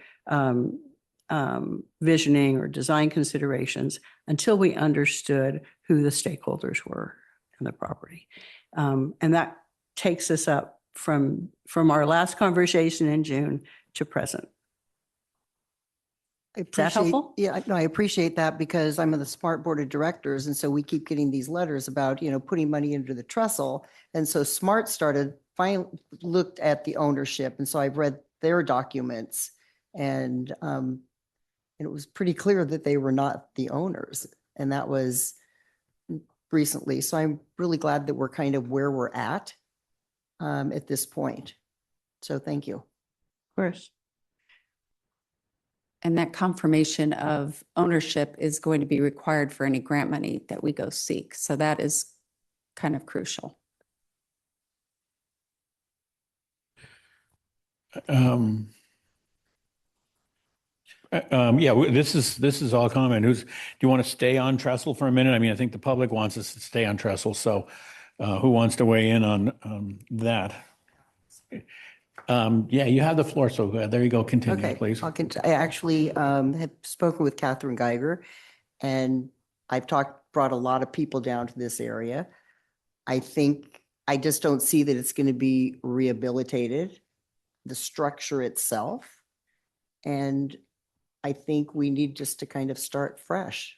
And, I was down there the other day with a friend and we're looking over and you can't see the river because the trestle is obstructing it. And so how many years are we going to have that sit there? And I feel as a council, we need to make a decision of where we want to go. Because I personally don't see real rehabilitation as a viable option unless I hear different from an engineer and costs and, I just don't think it's viable. So I'm going to leave it at that. Councilmember now. Before we do anything, and thank you, Councilmember Cater Thompson, for bringing this up. And thank you, Gina, for all your work on this. And before I get into my question, can we get a council written update on everything that you just gave us? Absolutely. Thank you. Happy to Because do I that. was trying to take notes and pay attention at the same time. And to the city attorney, can we, as a city council or a city, force the what did you call it? SHPO state. Can we force them to take some responsibility? And also there was a public comment about the Great Petaluma Mill possibly falling into the river. So we might want to have code enforcement, I don't know, building inspection on that, because that would be really a terrible thing. And then another thing, as I always say, the public wants to know, why is there a chain link fence? Why is this trestle dilaba? What is the background? If we had signage, and before it was a fundraising signage, how much money we put into this, but a QR code that took you to the city's website that told the public what is going on with this project. Why is it an eyesore? Why is it still sitting here? We were just going down memory lane with some photos and artwork from the old Exchange Bank and Golden Eagle Shopping Center that showed the last time it was walked on. And that was during the Petaluma River Festival in the 90s. And we were really lucky. We just put plywood down, but it's gone real downhill since then. So, city attorney, what can we force the state lands to do? I don't think we can force them to do anything. The council can provide direction in light of new facts, which I think are relatively new for SMART too, because I think we would have heard a similar conclusion from them a lot earlier if they had the information to support it. Because I think they look upon, I think we would have heard that from them sooner. I think we're going to need council direction and discussion with the council to help them frame it in view of what seem to be the current facts that seem to be pretty stable. There probably need to be further discussions with the folks that may be the current owners. There probably need to be discussions with state lands because we're not seeing anything in the record about state lands authorization or tideland trust authorization regarding those improvements. The easement grant I referred to, it's amazing what they used to do in the 1940s with 2 pages. Yeah. So, this was started, some of the first easement documents were in 1938, and then the one I referred to is 1942. So this is leading up to and during the war. So there's a lot going on back then, a lot of history going on. So, unfortunately, I don't have a roadmap to give you, but when we know more, about what the council wants to direct in view of the current information. And if there's further information the council needs to help give that direction, then we'll have a better sense and we can give specifics. And I'm happy to summarize what we have and fill in blanks as best as I can as the council may wish. Well, okay. Can I um, offer a quick clarification? I'm sorry, Please. Mayor. Councilmember Now mentioned, or I think someone in public comment also mentioned concern about the mill's structural stability. And we do have inspectors that are watching this closely.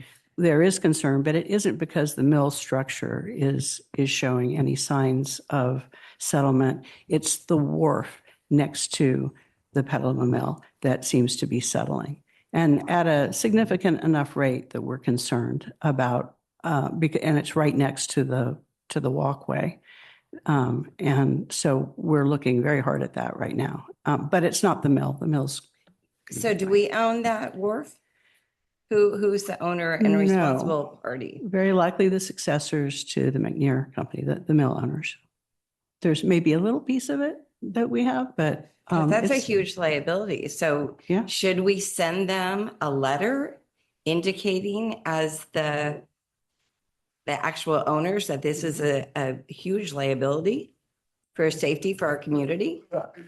I think what we need to do is start having some conversations, because it's not for us to advise them or conclude what their property rights are or aren't, and they may have information that we lack, and likely they have their own,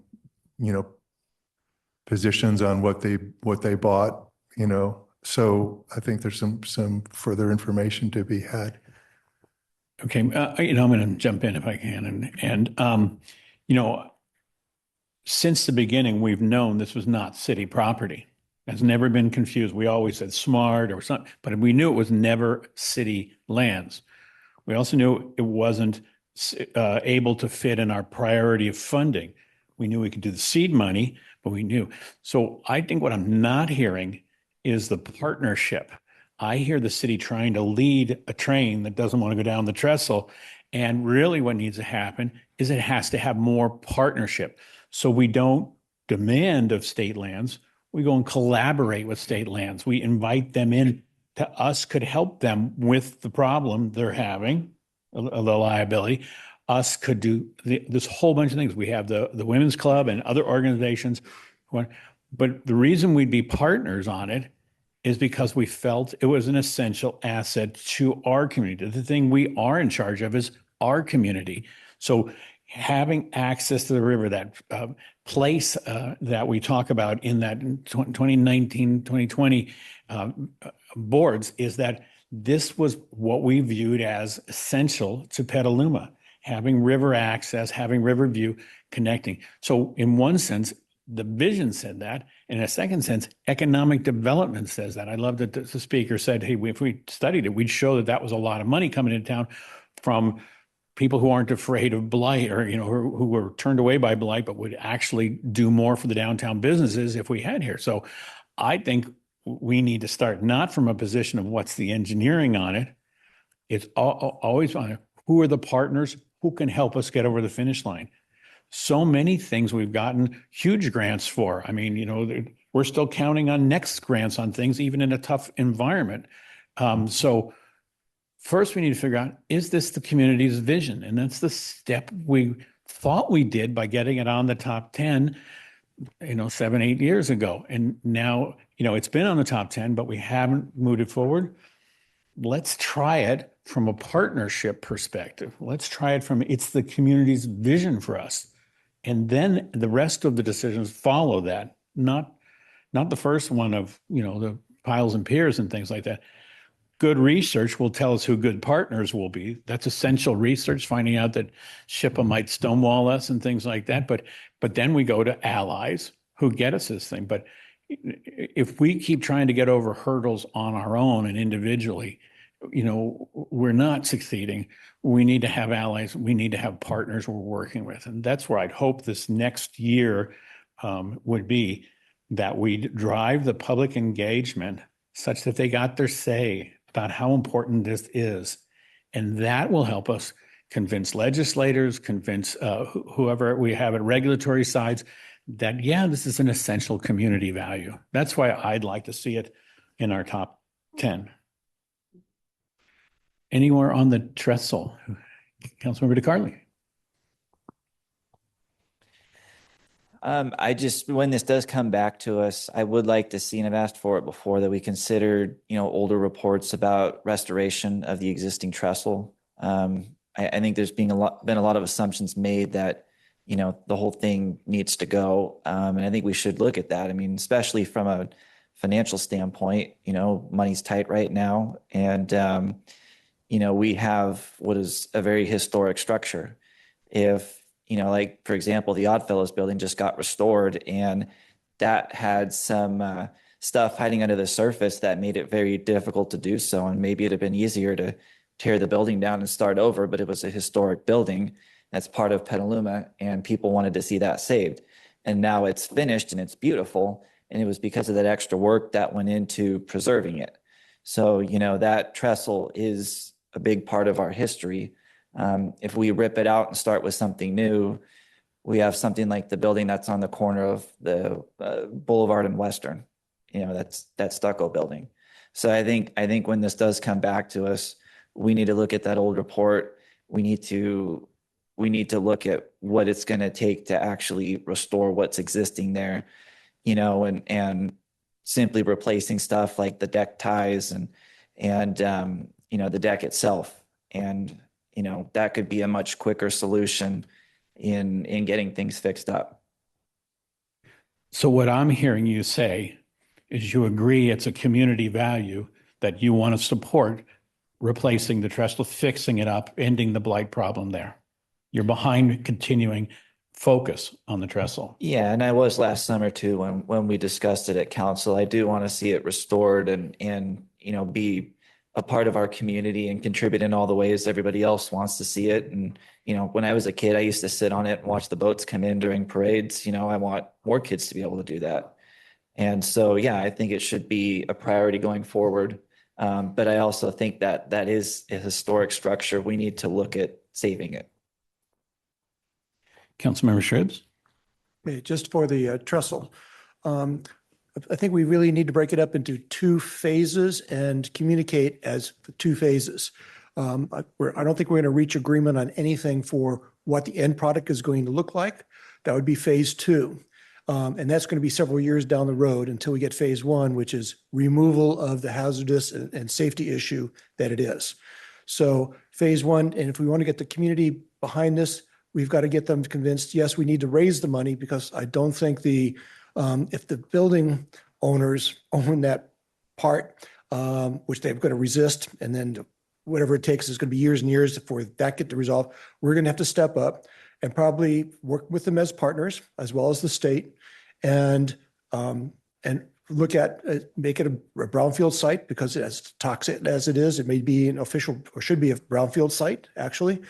And we need to find ways of removing the hazard that it is environmentally and safety wise, and say we need to get the community to help us raise the money, as well as so as one partnership with the building, with us, and maybe some other state, federal, get what we can there, and then get that done first, and say that's the goal. That's going to be that might be a 5-year, 6-year goal just right there, and then we can start thinking about what can we do with it to build it back up to where we want it to be. And we may decide to do it restoration. We may do a huge plaza instead, but we'll decide at that time. And it might be, it's going to be a different council making that decision down the road 6 years from now. So I suggest we really push hard on gathering the community behind a removal of the debris, the eyesore, the toxicity, the safety hazard, get that done as a priority, and then worry about the vision later.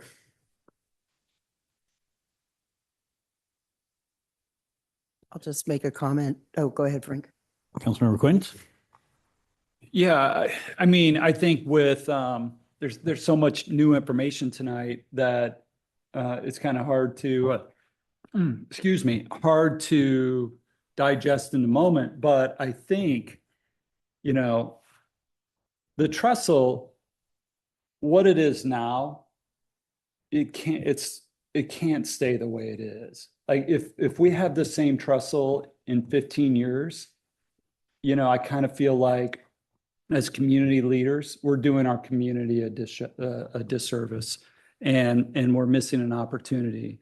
And so I think for me personally, I think the work that needs to be done over the next year is figuring out what the implications are of this ownership, having conversations with the right people and starting to formulate the long-term plan so that we can either replace it in some form or another. Thank you. Councilmember Kip Thompson, do you have an add? I agree, and I probably knew more information than most council members, so I appreciate that this is kind of new to everybody. But I feel like kicking the can down the road is not what we need to do. I mean, I walked down there with people that have been raised in this area, contractors, and everybody's saying the same thing. I mean, this thing, to rehabilitate what's existing there is nearly impossible unless you have, money just to throw away. And when we talk about meeting with the Corps of Engineers, I don't think we're going to go very far with the Corps of Engineers at this point. And so I'm not sure if we want to kick this down the road just so another council can be presented with the same information. And I just think that I think I'm willing to find out more information from agencies, but I do not see that we're going to rehabilitate this. I'm just going to be a realist. And when you stand there, and I urge people to go down there and just stand away from the trestle and then look and see what can be, just even to be able to see the river would be really nice. And right now we can't. And I urge people to walk down on the dock and really look at it and look very closely. It's a toxic dump down there at this point. Especially at low tide. Councilmember Barnacle. Anytime. Yeah, I do want to move on from this because I think there's a lot of other great stuff to talk. First, thanks for the presentation, everybody who's in the room. There's a tremendous amount of work that goes on every day. What like is a huge new wrinkle to me is the private ownership, because in a typical thing, we would say, let's do a public workshop. It's owned by Smart. It's owned, they can transfer it to the city. If it's a private ownership, we can't compel that, right? So this is where this is only the onboard side. The trestle itself is state lands, right? One of the questions is the underlying land, as best as we can determine, absolutely. But one of the questions is, what about the structure? Who owns that? So, I mean, it feels to me that we've got to figure that out. I completely agree that it's for those of us who are sitting up here, it feels like we're like neglecting our duties every time we walk by it. So I do want to see us continue to make progress on it. I am less concerned about seeing a totally historic trestle. I'm obviously much more concerned about having a beautiful waterfront that brings people downtown and that we feel is a good representation of the city. I think we've got to start talking with the owners and figuring out what's possible.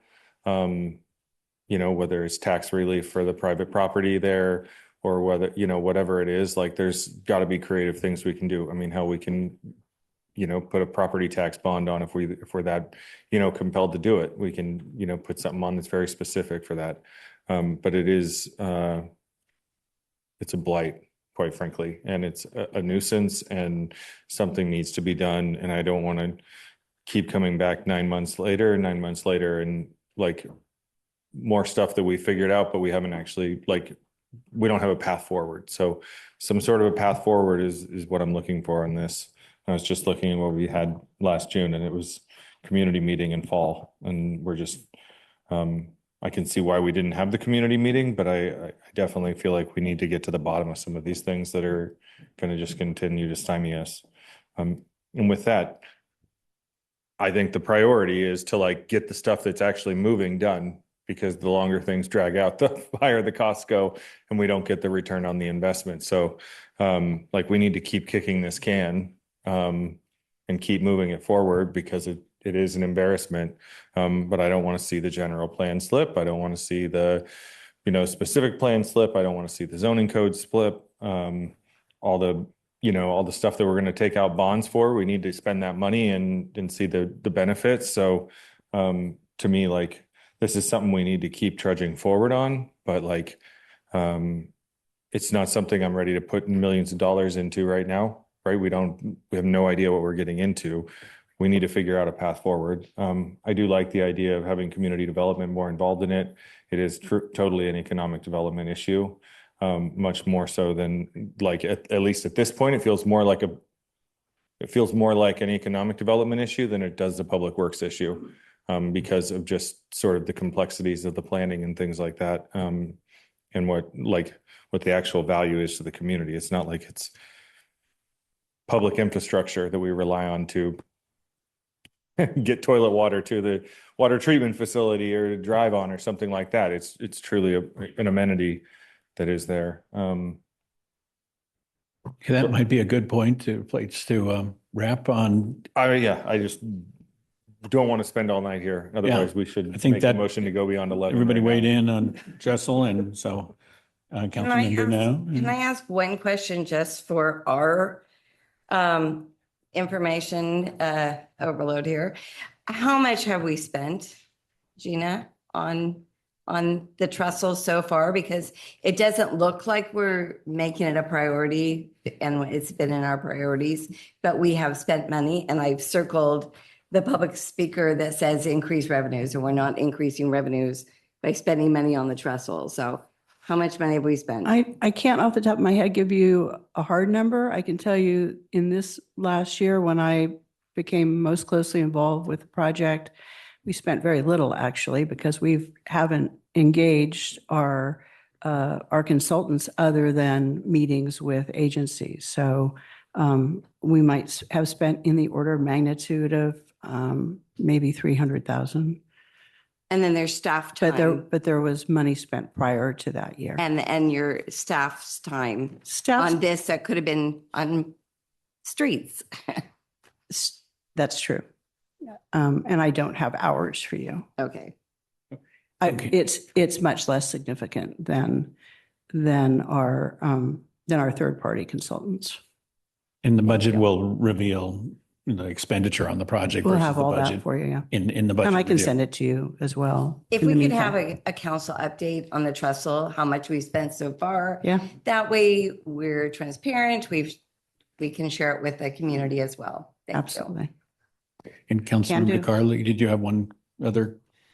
I just had one quick comment that's already it's been touched on, but I think that the city, ownership really needs to be determined on the trestle first, and in a viable path forward with the city before we continue to develop some sort of a plan, which we do need. The trestle does need to be done, but we need to sort some things out before we continue to plan.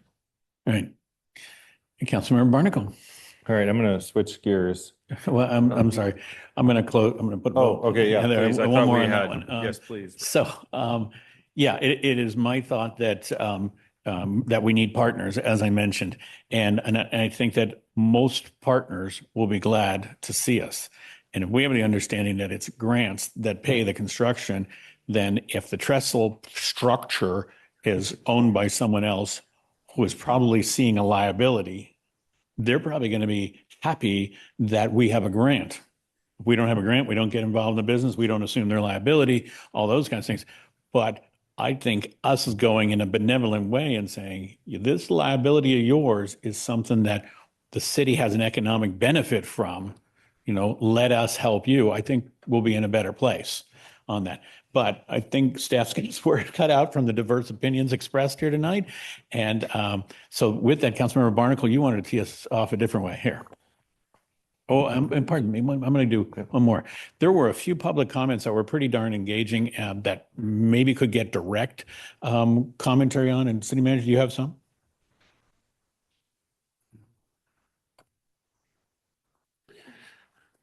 Yeah, I wanted to respond on the marina really quickly here, just because we're just talking about waterways.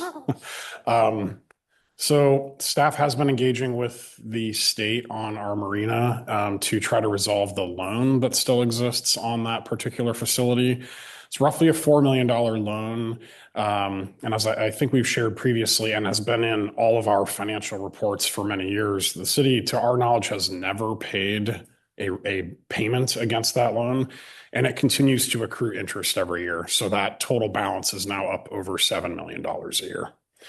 We've engaged the state. They have been willing to come to the table and talk to us about some significant redo of that particular agreement to get it paid down in a way that would be financially doable for the city, while also potentially waiving a large quantity of that interest. So that would be a significant win for the city if we can get that negotiated. It's still working on it, so nothing formal to report, but we're, I think, optimistic that we can get to an agreement that will make that more sustainable.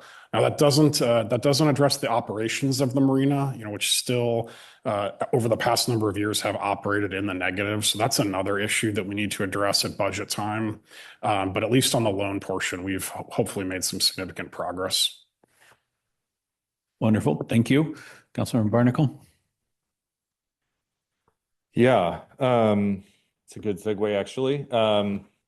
Shedding things that are operating at a deficit feel like a good thing right now, as a priority for us. So I'm just going to start there. Do you want me to tee up an issue? Because I got literally a list of things here that I want to run through. Take two or three and draw a breath and see where who weighs in. Okay. So 800 PRAs is a lot, Caitlin. Thank you for that. I know that's a team effort too with the whole city management staff. Every PRA that comes in, we have to look over and all of that, and taking considerable amount of our staff time. So I'm interested in, obviously, as I said, making sure that things don't slip that are already in motion, get them done. I'm wondering, what's the outlook looking like for SAFE right now, currently as it stands with the county? We probably have 18 months of full funding, and then we don't have anything unless Measure O gets extended. So we will be covering half of SAFE in the next fiscal year, and then full cost in subsequent years, which would be over $1 million.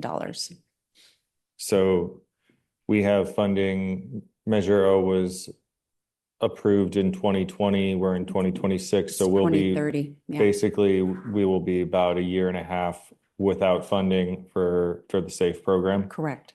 Okay. Okay. Do you know if they're planning to renew that tax? I'm hearing mutterings, but I'm hoping that they're going to start to really focus on messaging and working on our most public-facing program, which is our mobile crisis. Yeah, I'm just Countywide. wondering if maybe there's something, whether we should just stop participating in county taxes if we're not getting getting the value back. It's unacceptable in my opinion. I have a suspicion that our inclusionary zoning ordinance is having negative impacts on our ability to build housing. I think we need to look at that at the planning department and with our zoning code update and things like that. It's not lost on me that projects like Oyster Cove are stalled right now. I've heard some rumblings about some other projects that may be stalling, and I think that's there's a lot of new research coming out that's saying that's not actually having the intended impact, and it's functioning actually as a tax on new projects versus actually getting projects built.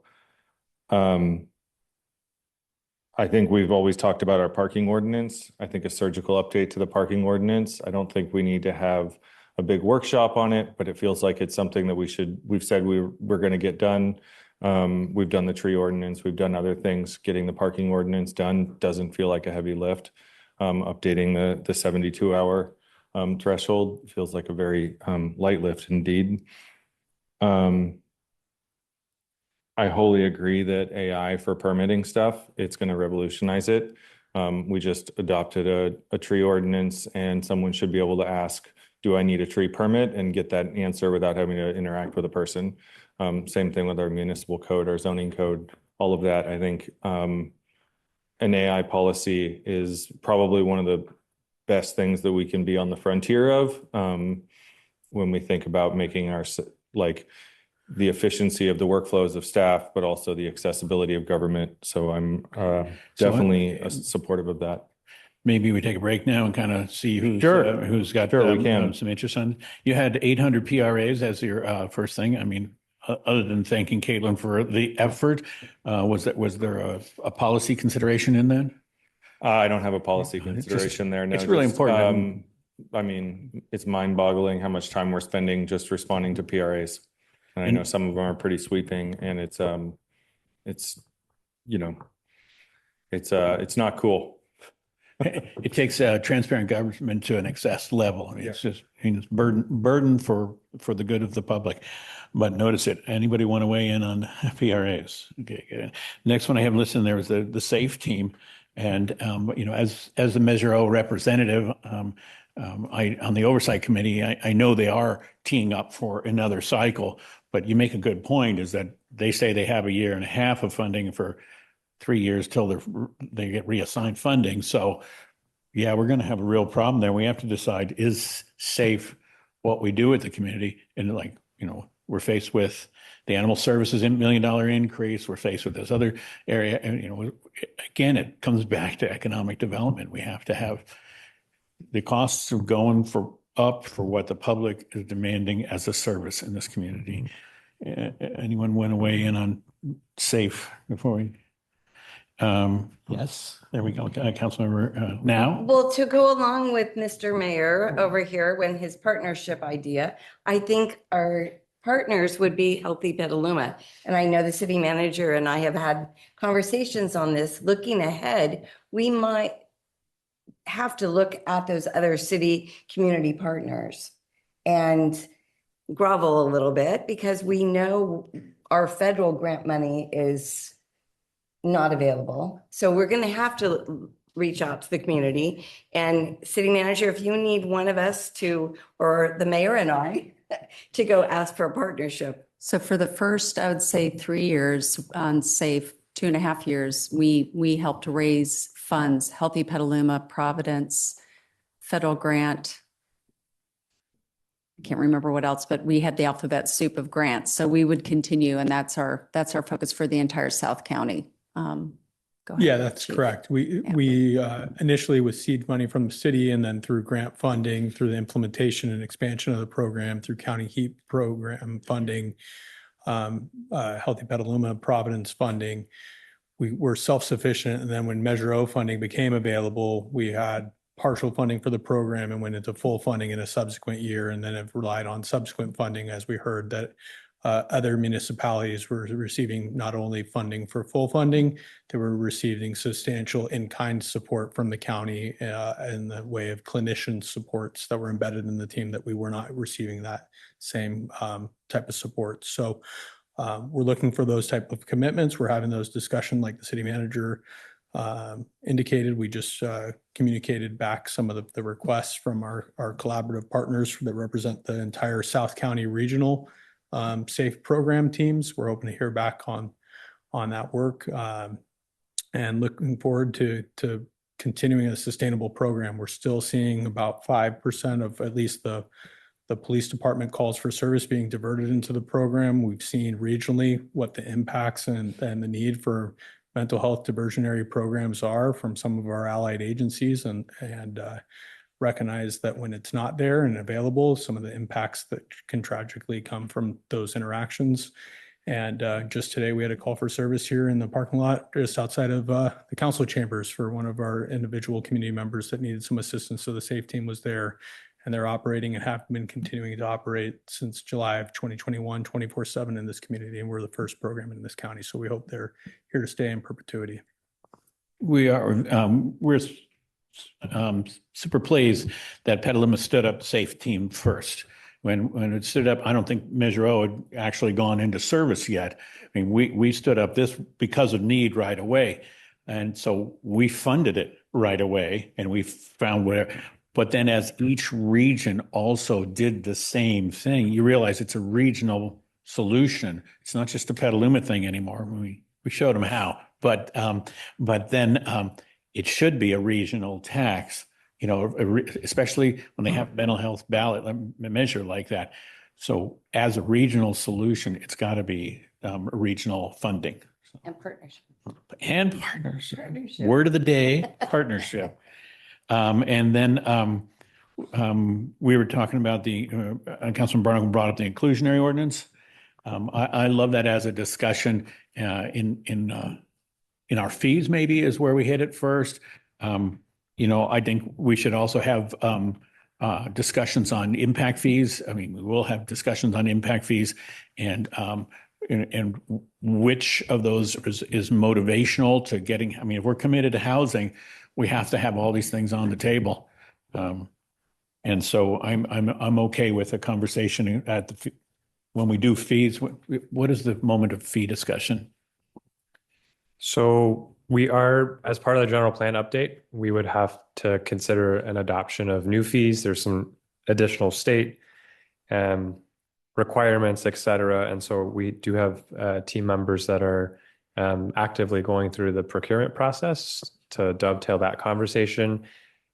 I will just mention, so I love the thought experiment, and I do think it's grounded in some of the challenges that developers are reacting to. And there's, you know, at its basic form, it's a subsidy. And so I think there's a good conversation to be had that touches on fees. So we have our fee reduction as our first foray into this. But as Councilmember Barnacle can attest to, we have kicked off with the Planning Commission an update to the zoning code. And so I think there's an opportunity there for us to look at. I think the big question is, how do we increase productivity of housing? Because there's so many different levers. I just jotted down a few things by having this conversation about 15%. So what inclusionary zoning is referring to is we have a requirement 15% of new construction to have an inclusionary. So that's a deed restricted. And so that's where we are able to see some production of both rental and for sale, deed restricted, quote unquote, affordable housing. But that's also where we get our in lieu. And so we have an in lieu funding pot that developers can opt to essentially pay a fee rather than do the 15%. And so that's a fee, that's a funding allocation, which is diminishing, but it's something that also goes to supporting our housing program. And so there's some impacts that we'd want to weigh. And then the other one, state funding, we see the subsidies starting to go down on the 100% affordable housing. And so all of this has connective tissue. It's a good conversation to have. State density bonus law definitely encourages us to start thinking about this, because by giving, let's say, the 15% inclusionary, we're already basically activating parts of the state density bonus law just by having that 15%. So again, a really comprehensive conversation to be had ultimately about housing production.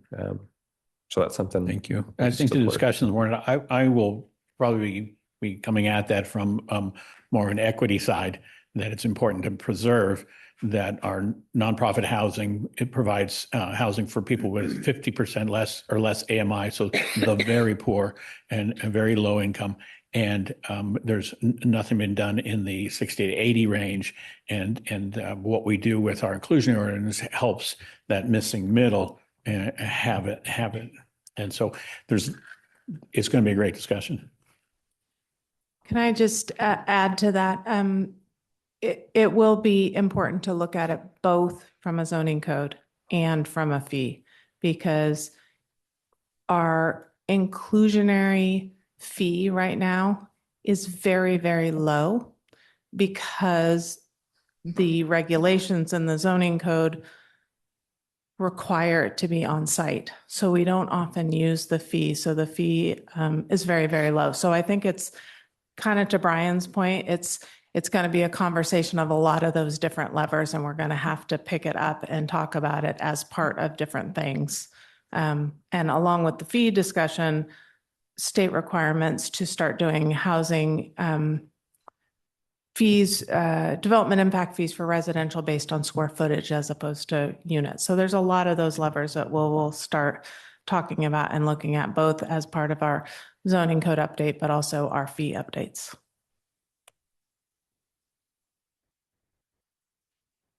The parking ordinance was next on that list we're checking off. Yes, Since we were talking about housing, I'd love to continue that conversation for a moment if we Please. could. So, when I think about housing, certainly, I am a huge proponent that it, maintains, that it's still on, one of our top priorities. But I think about, sort of the physical constraints of our urban growth boundary. There's really not a lot of opportunity for large development projects. And I see opportunity throughout all over town for small projects. And I don't think we're going to be successful in developing small projects, infill projects, finding lots that we can put, 2, 3, 4 units on, unless the city develops a strategy to try to promote that. And so, I'd like to take the opportunity to just say, I think that we should be looking at that. I'd also add to that, a few of us were at the JC Roundtable, and I've been to the JC a few times now recently, and it's clear that the trade program that the JC has developed has really become a crown jewel of the JC. Like, that's the thing that gets promoted, right? And you go through that facility and it's quite amazing. Well, what if our JC built a home in Petaluma? Like, what opportunity is there? Like, how can the city be a catalyst to work with the JC to, find a small lot and be a partner, to building something? Because I think if you build one, we might build two, and so on and so forth. And so I'd love to see some work in that area. And Councilmember Shribs. Okay, topic of housing, again, just to follow up, an agreement after being at the roundtable, but also 2 other sources of information that I received, basically to increase housing. We have the general plan with the land uses in there, but what's missing is the middle housing. That was what we needed for the new people, the young folks coming up need a place to start. And it turns out in all 3 sources, they all said it's the financing structure behind it all, and the city could help as a partner with the banks. And there's a whole financing is for the market rate. There's financing for subsidized housing. There's financial institutions that take care of that, but their missing middle is caught in the middle of both of these financing structures that's available in the market, in the money market. So they said you can deal with this locally. If the city works with the local financial institutions here, and also with the local developers who are the middle developers, not the ones that at either end, and maybe a whole new set of younger entrepreneurial developers for that missing middle, the 2, the 4, the 10, up to a 10, but the 2 to 10 area of units per parcel, that is actually the best. They said as a percentage of increasing our housing, especially for the young families coming up, that is should be the number 1 priority of increasing housing for any city right now. So that's what I'm hearing. So I think that's a different concept than I've heard before. It is. I think it's public banking and some other things. Yeah. You're on this, Mike. Yeah. I'll just say at the Planning Commission, we have we broke up the zoning code update into like a few tranches. The first tranche was like cleanup, basic cleanup of the zoning code and whatnot. The second tranche was small lot strategies. So like literally just looking at like what is our zoning code doing to try and promote small lot development. So that will, I'd imagine, probably be coming forward in the next few months for a workshop at the Planning Commission, and then ultimately come into the council in the fall. So we definitely agree with that. So I think, and obviously what we're doing is we're brainstorming tonight and coming up with ideas. We're going to pass this all back to staff, who's going to filter around and take our big picture things and put into some that's transactional or non-transactional, as the case may be. So do we have enough to kind of have that conversation going on both on the small systems needing incentives and also financing parts? And please. On Councilmember Quint's, the junior college does have a wonderful program. And I think that they could partner again, with the Rebuilding Together, who has the same vision for their apprentice who want to build like tiny homes or ADUs. And also, we have a lot of empty single-family homes that need to be repaired so they can go back on the rental market or back on the housing market. So Rebuilding Together is a great, if we could maybe partnership with them, with their vision for the future. And they are mentioning something called an empty home tax. And I'm not sure how that works, but I mentioned it to the city manager because we have these empty homes and these empty businesses, and you can tax them to encourage them to turn them over into the market and encourage new businesses to come in or get those homes back on the market, either in the rental market or the housing market. And some of our tiny or our little single family home lots, there's one right on McDowell, right between Caulfield and Baywood. And you can see they're building a new house, they're retrofitting the older home that was there, and it's an old farmhouse. So on the empty housing thing, are you hearing outside legislation? Or are you suggesting a city legislation on that?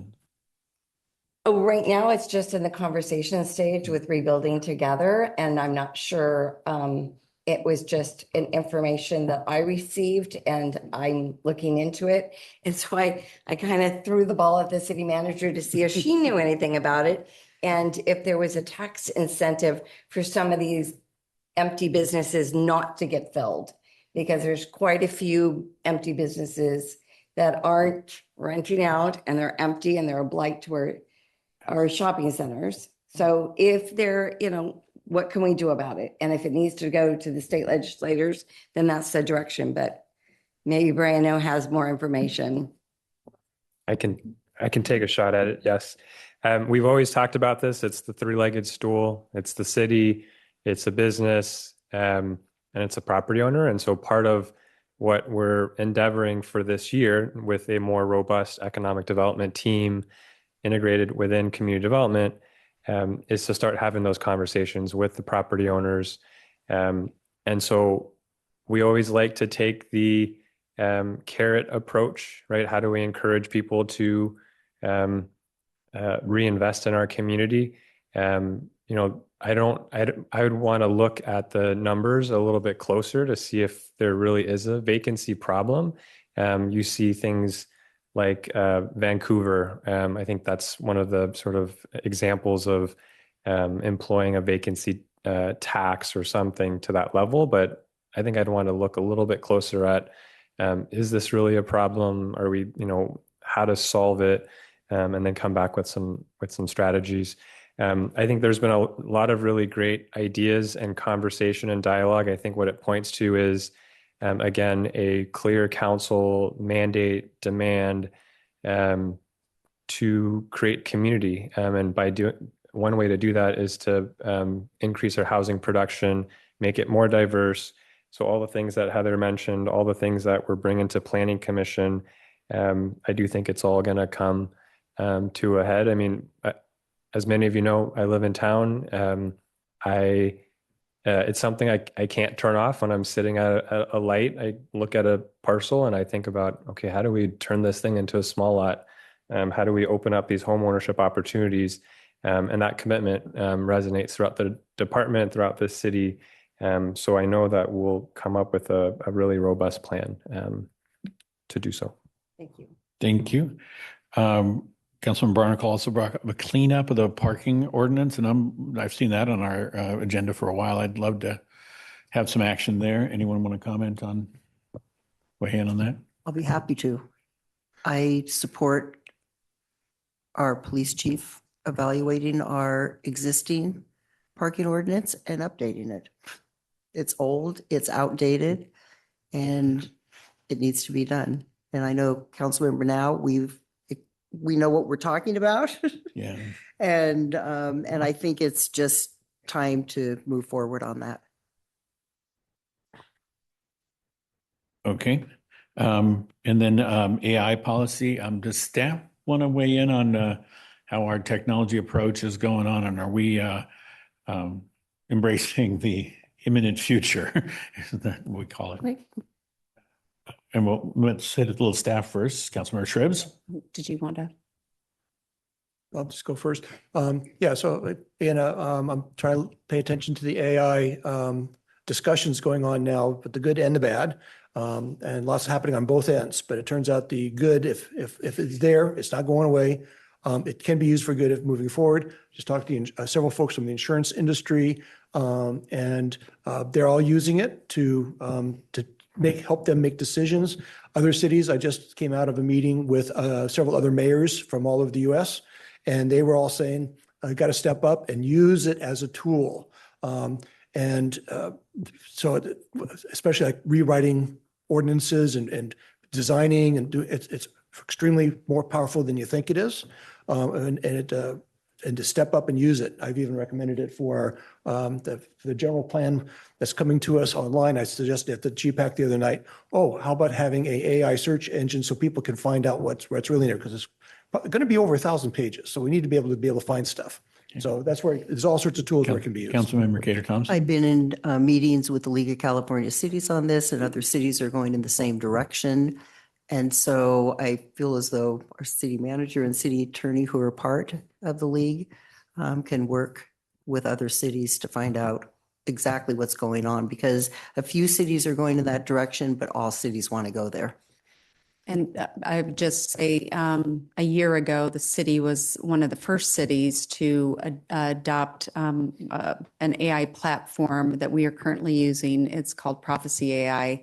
It's out of a former Stanford grad, and he created this program that we're starting to use for our staff writing, for our research, for a lot of other things, but it really needs to be integrated into our EnerGov and our permitting system. So we've talked about that as that next step. So we are putting our toe in the water. Okay, good. And that got us current with things that have been commented so far on. Is there a next commenter? Do you have one you want to add? I've got just a couple more. All right. Design build. I just, when I see that we're still paying for energy audits and we're not doing design build on our energy projects, that it feels like a huge miss to me. When I look, we managed to do design build for our public safety facility. Our skate park could have been done probably 2 years sooner if we were eligible to do design build. Like, what do we have? What's the pathway to allowing us to do that? Because I can't help but think that part of the reason why some of our capital projects slip is because we don't have like the industry standard procurement tool that every other city has. So a couple of things. Thanks for the question. We are to do traditional straight up design build, awarding a contract by negotiation without bidding, we would need to modify the charter because it has a lowest bidding requirement it raises the bidding threshold to like 30,000. General law cities, still it's 5,000, and that's helpful, but it prevents us from doing traditional design build by negotiation. The reason that's important in design build contracts is when an agency retains a single contractor for everything, the design, the permitting, the construction, you really are putting all your eggs in that basket. You have to have a lot of faith. It has to be a really reliable contractor and a great relationship with them. But there's also the issue of institutional capacity to do design build, because it takes some special public works staff expertise to manage it. And it takes different document sets to implement it. What we're doing for the public safety facility, I've been calling quasi design build, and it's pretty nice. We do a pre-qualification that we have, as a charter city, we have even more control over than general law cities. And so that way we set up we solicit submission of qualifications.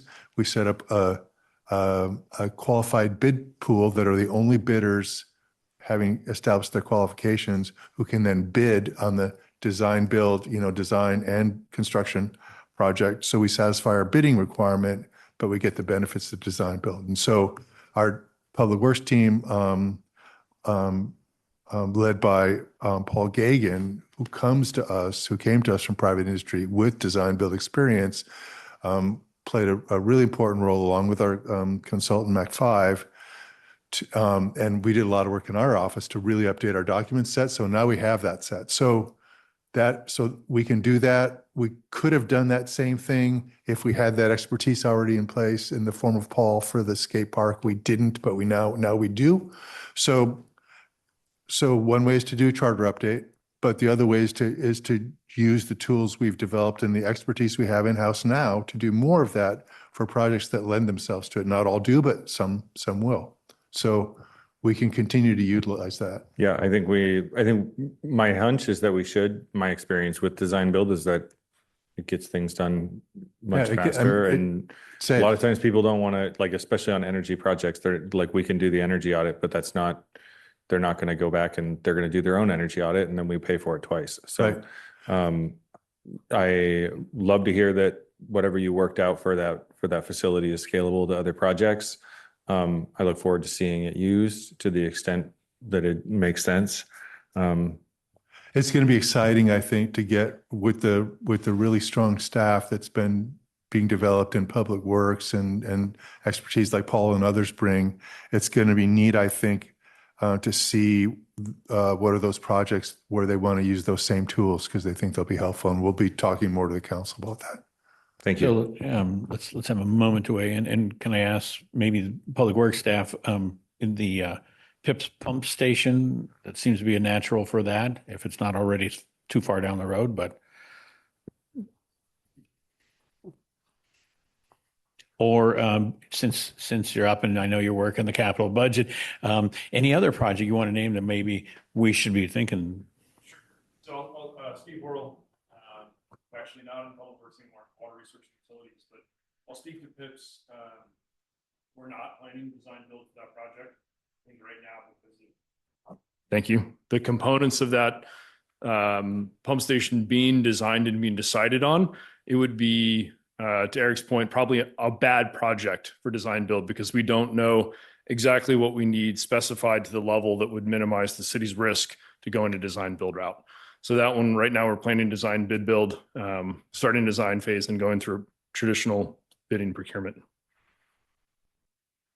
Thank you. Council, have any other thoughts on that one? Did you wish to wait? You made the trip up. Speak up.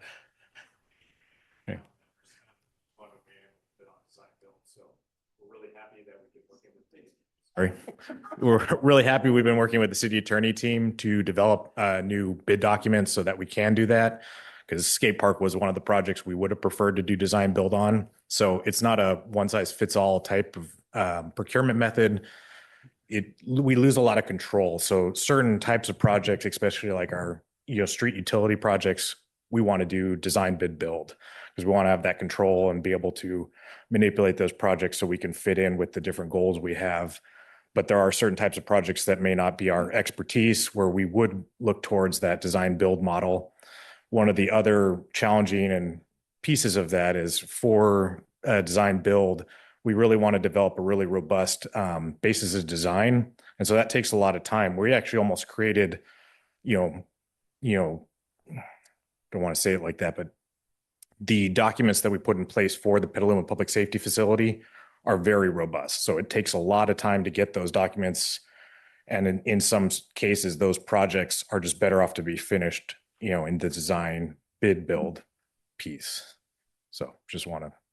Thank you. Okay. Let's see. Where are we next? I think we're moving to Councilmember Cater Thompson. Well, that kind of segues into the need for a charter update, which is probably needed to be done a long time ago. And just want to bring that up and the benefits of it and the time that it would take. I know it takes a lot of time, but we have a 300 and some odd page charter, and San Jose has one that's about 40 pages when they redid theirs. And So this has been on the list, since we all got started here. And the question is this the right year to do that?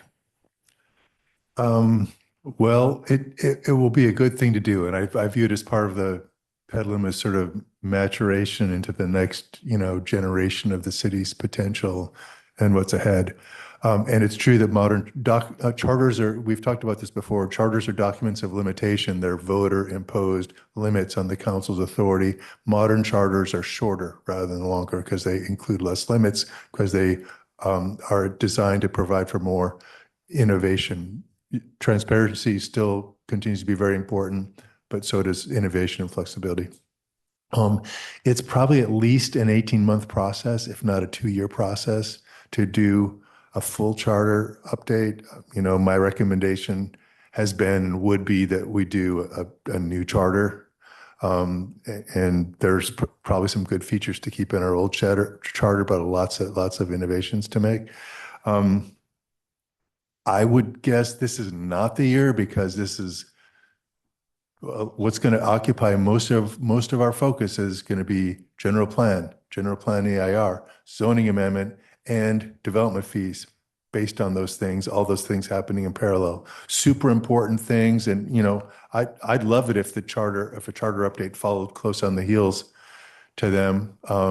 It's basically a campaign process, and there are 2 different ways to do it. The council can drive it, which may be the best way for that kind of change. So it would be great to do that. And we're keeping lists of what we'd recommend be a part of it or be eliminated from the charter.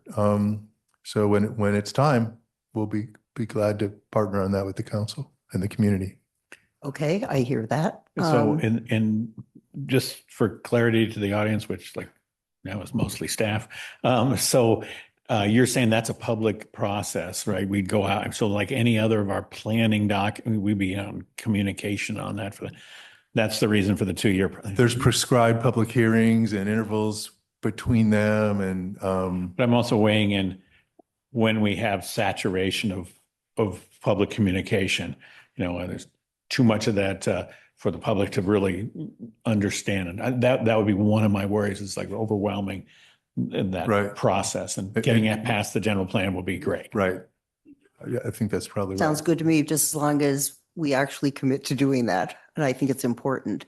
And then the other thing is when you were talking about the housing and are you talking about with the economic development, talking to property owners that have vacant buildings and blight in our downtown? Around our downtown, not just specifically. I do think there's a focus on downtown just because we have a lot of partnerships there.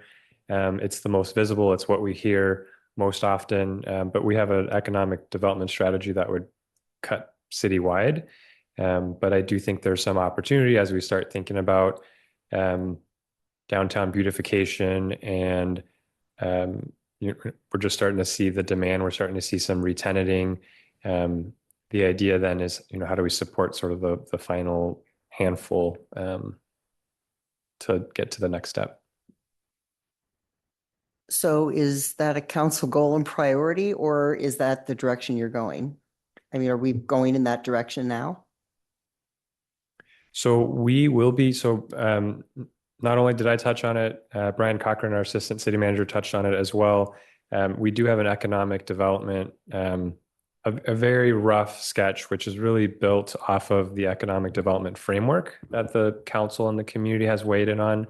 And so our plan is to come back later this year for a workshop to really dive into that, because there's a lot to cover. Economic development means something different for everybody.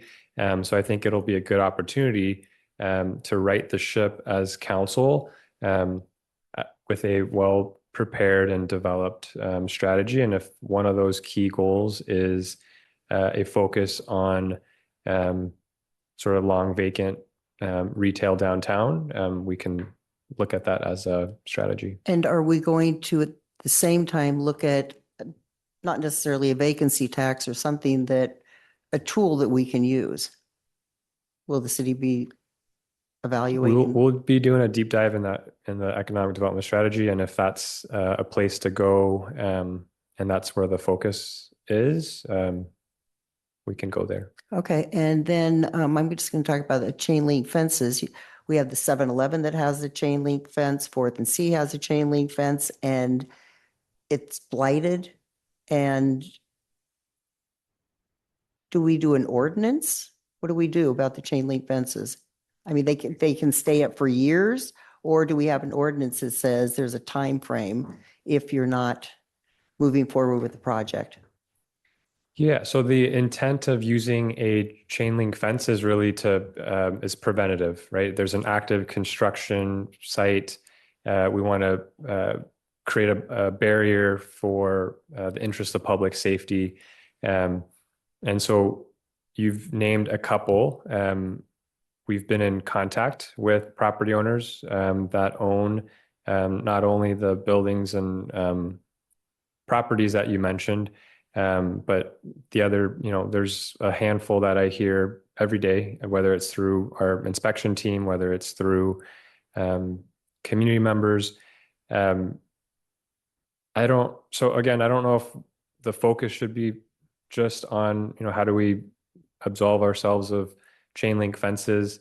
I would want to really focus on the root of the problem. And part of it is, is there interest? How do we get people, new prospective businesses that are interested in those sites seamlessly through the permit process? And I see our econ dev team is here. And so we have been having those conversations when a new business wants to go into Fourth and C, and just being really clear on what the expectations are and what the requirements are.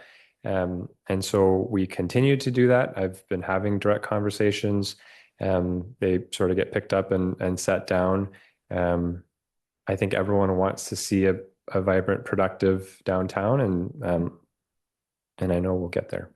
Since there's no development being done on the two I talked about, why are the chain link fences allowed to be up? So it's a bit of a judgment call. You take the chain link fences down, it opens up the opportunity for graffiti and et cetera. At this point, I feel like we're having a good conversation with the property owners.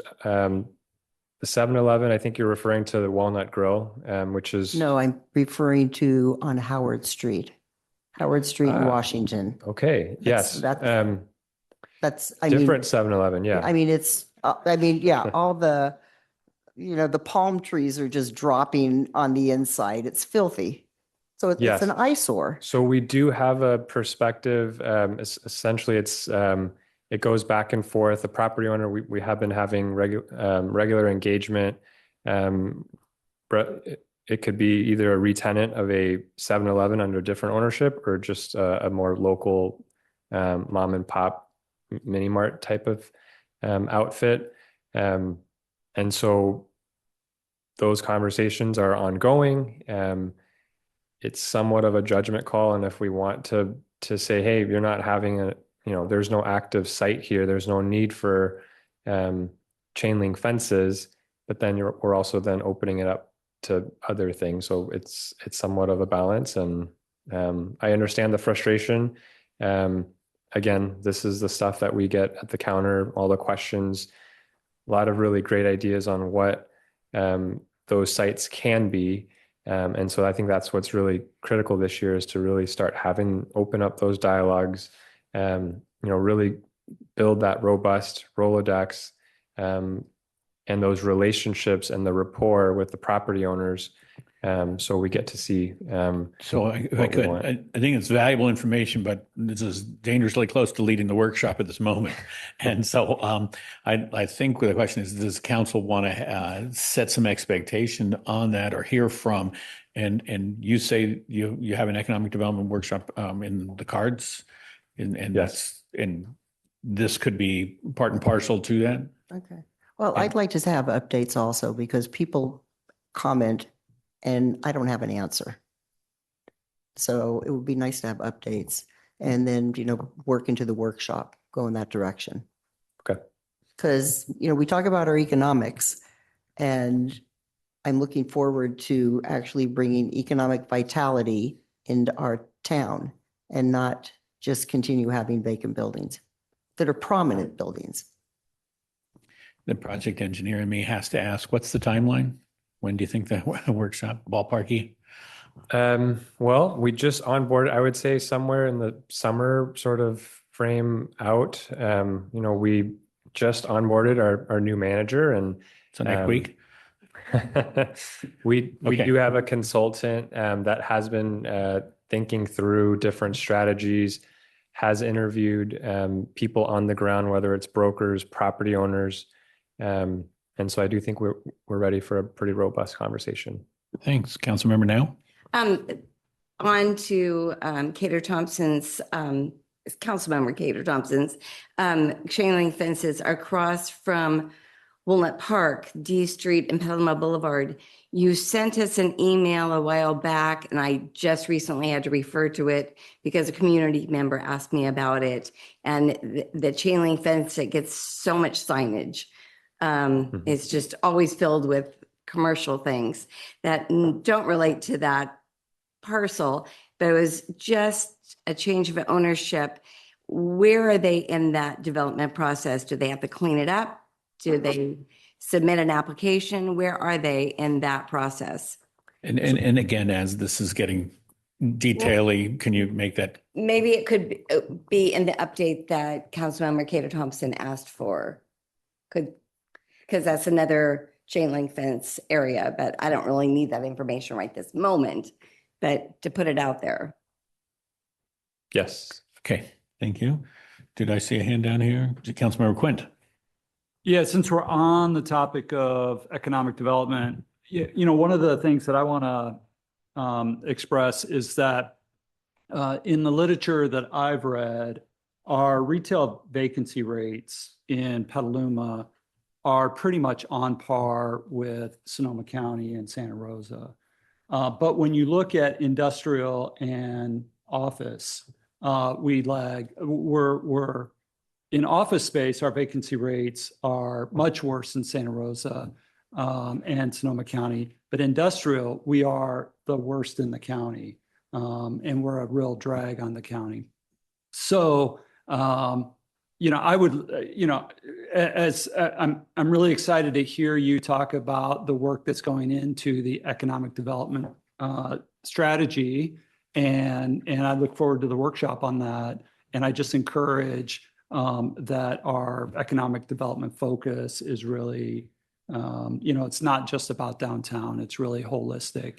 And by the way, I just want to say, I am so excited that the Kmart is getting a facelift, and the work that the development around that, the infrastructure, the sidewalks and everything is a great improvement. And so I just want to say, let's do more of that. Absolutely. Just quickly, I'm really happy about the Kmart also because I started taking pictures in 2014 on that sidewalk. But what's really great is now there's going to be a four-way crossing going into the community center. So people don't have to walk across a weird driveway to go into the community center. And I just thank you, Gina, for that. We talked about that, and thank you for making it happen, whoever did. Wonderful. Councilmember Shribs? Yeah, just continuing the topic of economic development, Councilmember Quint, I'm going to support everything what he basically said. I have the other topic, we'll eventually get to the climate change resiliency, which is more long-term, but we have maybe more midterm than long-term now. So I'll get to that later, but just getting back to, which is tied to economic development, because we're going to need the money in order to do all of the resiliency for climate change. So economic development needs to be upped in priority, I think. And if you want to be just from a high level, look at it like a Ferengi does. Is there profit? So if there's going to be a profit in it, let's do it. If there's not, let's not do it. And let's look at everything. We're saying, hey, climate ready, everything has a climate resiliency component. No, everything we do also has to have an economic. We are a business, money coming in, money coming out. We have a stock with all our stockholders in city. So we really need to look at us as a business. And if the marina can't provide us with income, then drop it. If everything that was done by our forefathers, all they did was, it's always based on, can they make a profit off of it? That got built. So there's all sorts of things that a whole change in maybe a little bit of philosophy around this. So in the economic development area, glad we have someone new on board that's going to be working on this, but all these little things, even restrooms downtown are an economic benefit that's going to bring in more, because tourism dollars is our future. That's where our money's coming from in the downtown area. So to provide for tourism dollars to come in, we're going to have those restrooms. We're going to have to get rid of the storefronts, get rid of the fencing. And we have to do it sooner than later, not have nice conversations over the next 6 months. Next week, go talk to them and it needs to be carrot and stick. Hey, we love you to do something, but if you don't do it by this date, the stick's coming and it's going to be a $10,000 fee coming at you. So let's talk some more. Be a little bit more Trumpish in that respect, a little more bargaining negotiation, so stronger there. Then with tourism, we also have the industrial businesses, the amount of office space that is empty around town, especially in industrial complexes. And if you look at it, we have lots of science in the South McDowell extension. You go down there now, and most of the businesses, they're science-based in one way or another, everything. So are we missing something here? We need to bring in more science companies and things. Can we go out and bring them in? Then the other things, the museum retrofit, it's a huge tourism attraction. That has to stay upgraded. That is a huge moneymaker for us. That's where people go to. That's one of our main attractions for tourism. So yeah, we do need to retrofit it. Same thing with the marina. If we want folks to bring their boats in, we're going to have to get it dredged and bring the boat. If that doesn't provide us with economic development, if we can have people living, can we at least dredge it so we can have people living there and have it rented, small housing on a boat? That's housing. So can we have lots of housing there? Can we do it at Sausalito? You go down there, it's houseboats. Why don't we just switch and say, hey, bring your houseboats up here, park it. We'll have 20 of those all paying us rent since we own it. That's the direction we need to go in, not the small yacht once in a while here, single person. We need whole houses on the water there. So let's dredge it enough for a houseboat. You only need 3 feet. You don't need 10 feet. Just need 3 feet because they're barges basically. Things like that. Then another one is for economic, like our day worker center. Right now, the day workers working out there, it's economically a sad situation. But if we had a day worker center, maybe at the fairgrounds as one of the buildings, which would also be a resiliency component for future for climate change. So can we actually do something so that we have our workers in town here doing better work, more efficient work for everyone that needs a worker for a day? And so having that day worker center could provide a huge amount of economic benefit to all the homeowners and small business folks that need quick labor. Right? So how are we supporting them? That's an economic development. So all these things that are economic developments, we need to give a little higher to, okay? So that's a slight philosophical difference. there. So I just want to support what's been set up here, basically, and have that as a lens of everything that we're doing, because economic development needs to happen as our main, besides climate change, that's our second priority. Anyway, that's, anybody else want to say more about that? Okay. You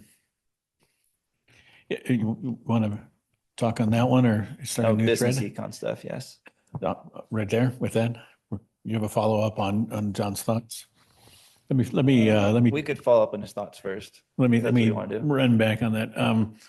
I have a real hard time suggesting that the city's business will be based on an economic driver, a primary consideration. And I loved every idea that you said after that. You know, I hate framing things in a profit basis, but I understand where you were going with, economic development is the engine that runs everything else in the town, and every benefit we want from the museum, which I was so happy you raised, to the day workers here standing in the sunshine and whatnot. But I definitely want you on the marketing team for that, because your ability to put that out there in a time when it might be hard to get the economic consultant to say those same things is great to have that on the market. And I think probably the council feels the same way, is that we want things to work and the town to grow. It may not be that we can get an economic report in that says the same thing as our desire to economically grow, but do appreciate the take on it. Yeah. Okay. Councilmember DeCarly.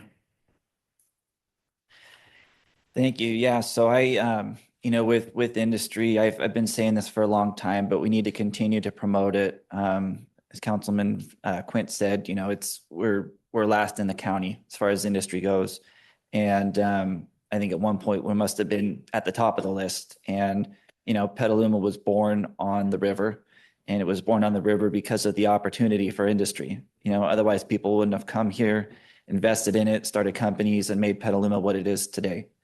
And so, I think we should continue to, prioritize preserving river industrial sites.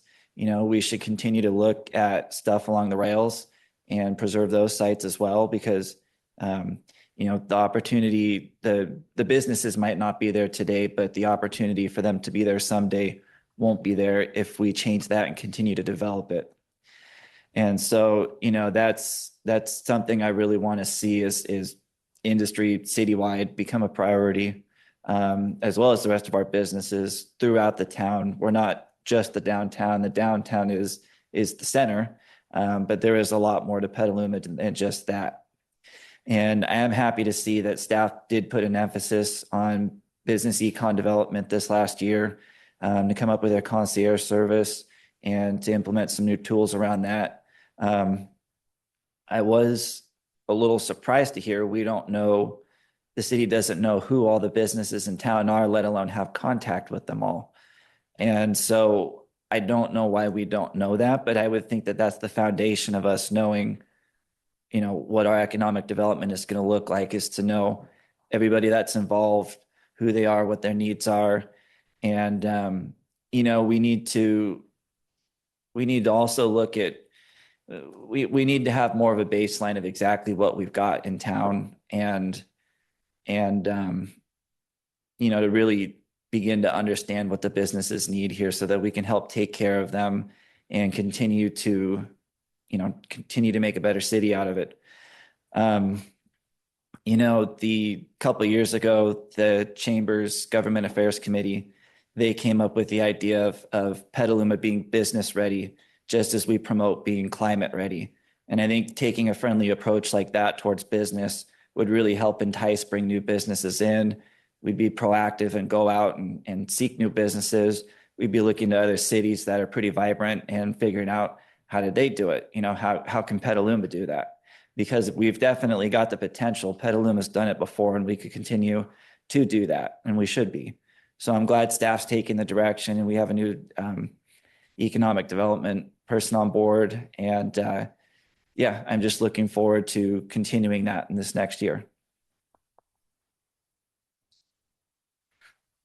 Councilmember Cater Thompson? I was just actually talking with somebody about the riverfront and, like where Shamrock is, and how important that is, to keep. And they were talking about Oyster Cove and, concern if Oyster Cove went, then the Shamrock or whatever it's called now, whatever, I know it's not owned by them.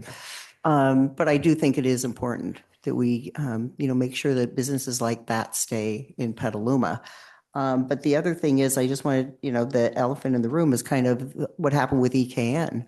We had a really great opportunity to have a hotel probably built today, and it just blew up.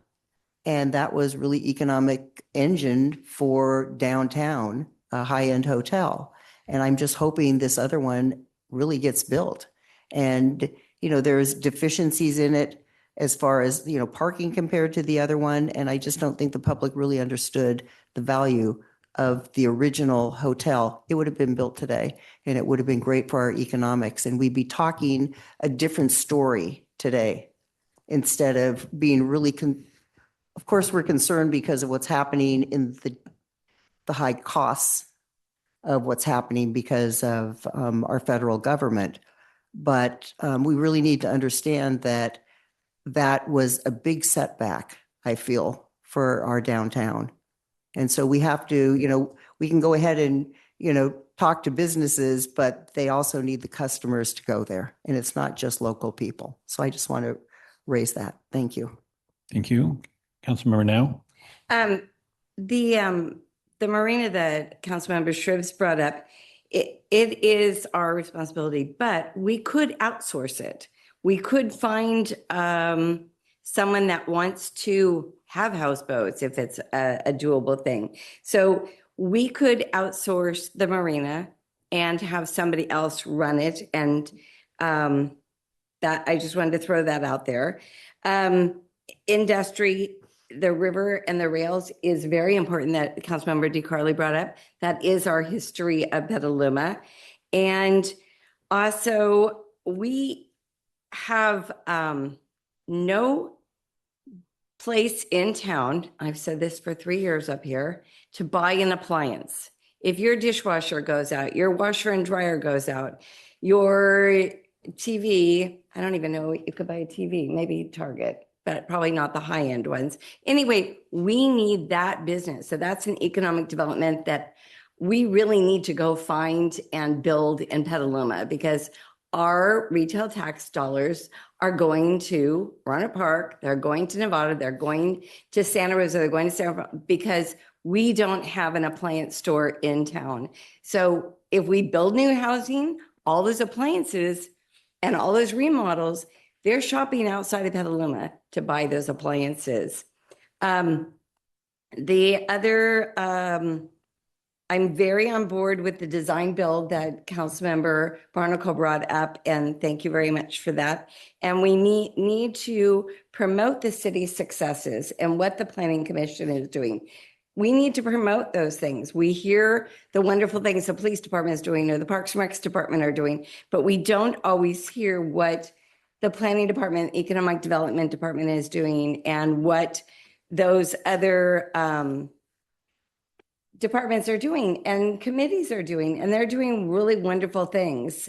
And we do have these vacant buildings, there's vacant gyms, there's vacant paint stores that we need to fill with something else that is probably needed that I can't think of right off the top of my head right now. But those are just to add on to the things that are needed in Petaluma that people are leaving town to purchase. It's been a good evening. All right, Frank. Are you getting ready to close or wrap up? I had a couple thoughts. One thought I was, we've talked about housing, and anecdotes come in, and my friend in the back of the room, Warren, will tell you that that I use the tagline a lot. The plural of anecdote is not data, but I'm going to tell a story anyway. I mean, I'm hearing more and more businesses saying, I can't get the labor force. And I mentioned that to some, and they said that's because rent and housing isn't available or too high. And that's what we've kind of addressed. And I talk to others who say they're not paying a wage that'll recruit a worker. And I go, well, I don't know how I work from that side of things. Hopefully the city can influence. And so when we talk about fee structures and things like that, it's a new production, but especially, I guess, production goal, independent of the means to get to production goal is a real value. And I just wanted to highlight that again. I did love the idea of we need more in our comms department because we've tried to connect 100 different ways. And yet I talked to somebody today who's been involved in the tree protection ordinance.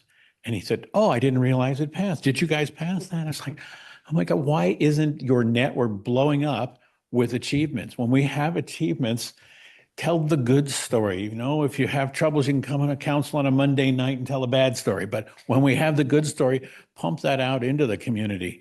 And those were two things I wanted to have on the table. Councilmember Quint? Yeah, I just want to say thank you to Don Foreman for, is he still here? Well, I know. Yeah, well, because, you know, he's advocating for something that we really need.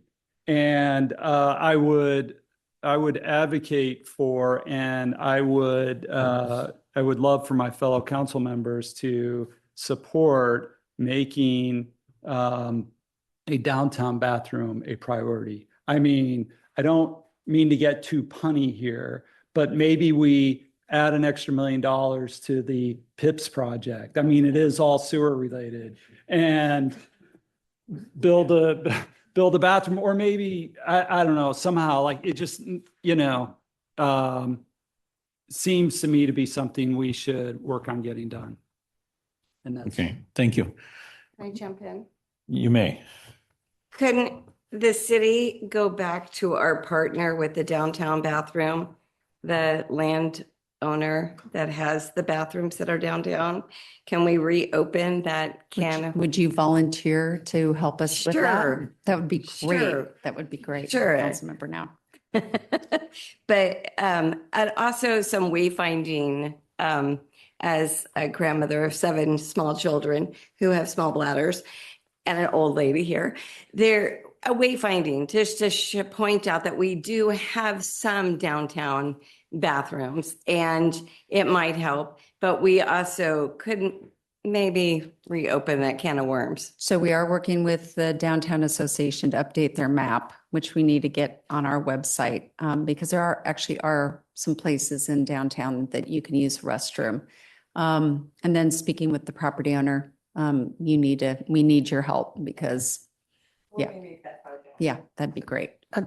I'll follow through with that one. Please. I mean, that the building's being renovated. I mean, that was kind of the time to really talk to them again, because it was a public bathroom at one point, and then We offered to renovate it and maintain it. no, I know Yeah. that. And so, but it's really about, unfortunately, it's about a piece of property over there that he wants to sell to the city for a certain amount of money, and it's quid quo pro. It doesn't work that way. We don't have that money. That's correct. And I want to bring up one more thing on the plastic turf. I think for the future, I would like to not replace other fields with the plastic. And I think that can probably be in another year that we can actually, or some year we can have a conversation about that. Because we also have the schools that have a lot of plastic turf. And what are their plans? And maybe start with a partnership with the schools. Can Home I- stretch. Can I ask Patrick Yes. Carter to come up because I believe the county is doing something on no turf. Yeah, Zero Waste Sonoma is a countywide organization, a JPA, Joint Powers Authority. Of the cities? Of the cities and the county, so all 10 jurisdictions. They are working on a mall ordinance, and I believe that was going to be going to the County Board of Supervisors first for direction. I'd need to follow up to find out what they decided on that. I think it was mixed. There were some equity concerns about that.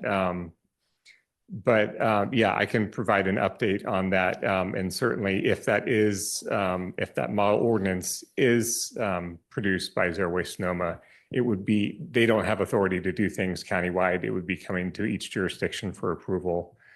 So there may be some action countywide on that happening this year. That's great. And then we can get updates on it. Thank you, Patrick. Yes. And I think we've had park and rec constraints on fields before. You know, it used to be a concern if you can't play if it's rained and going to damage the field. I don't see a reason why a standard couldn't be set for when a field closure occurs, you know, due to heat. And so that's maybe something to put into thoughts. Councilmember Shribs. Yeah, one of the things we did discuss at the time we did the Casey Field was should there be any new artificial turfs anywhere here in town? And I think a simpler thing than a big ordinance might be just a simple calling for a moratorium on any new turf, just as at least a temporary, maybe a year or two until we get an ordinance in place. But I'm hoping a moratorium vote would just of any new artificial turf anywhere would with a certain date start. I think that would be hopefully simpler and easier and quicker. Are you asking that to be yeah, are you talking about residential use? Landscape use? Residential, public, or industrial, whatever. Okay. No artificial turf, no new turf on land here in the city. Interesting idea. Well, we could certainly look at that. The moratoria or interim ordinances, as they're called, in section 65858 in the government code, are supposed to be a tool. Their intended purpose is to freeze the status quo while an agency is considering new regulations to buy time. And so that's the purpose it's intended for. And we haven't looked at that particular thing, but and there's a problem with doing it in a way that it gets in the way of new housing because that's, you know, there's a moratoria on housing, if you will. But probably probably there's not a problem with turf, so we could check on that. And if that's a council priority, we can certainly act Hopefully, on if that's a simple thing to do. Yeah, that's quick, not quick and rocket dirty science. way of doing it temporarily. Councilmember Quinn. Yeah, I mean, I don't really, me personally, I don't want staff spending any time on that in the near future because any new projects need to come to us for approval and we can say yes or, I mean, we can look at each project on its own merit and make that decision. And I have a problem with it in that, for example, like we ban Roundup on city facility, but the public doesn't buy into that same level. And so it doesn't seem like there's an equity there that more communication would be beneficial to. You know, the message, those harm messages need to get sold to the individual as well as to city. So I think the public was trying to sell us on doing it, not us trying to sell them. So we had a huge outpouring of folks trying to do that, sell us on that idea. So I think your logic is reversed here. I'm concerned that the city, the minority user of a product, is the only change when the need is to change the majority use. You know, Roundup much more gets sold, you know, at the hardware stores than gets used by the city. So, and the mentality, the messaging on climate for me has to be that we are in this together, partners. Like it isn't just being impressed on the city, it's we do it and we hope you do it. So, you know, there's different messages.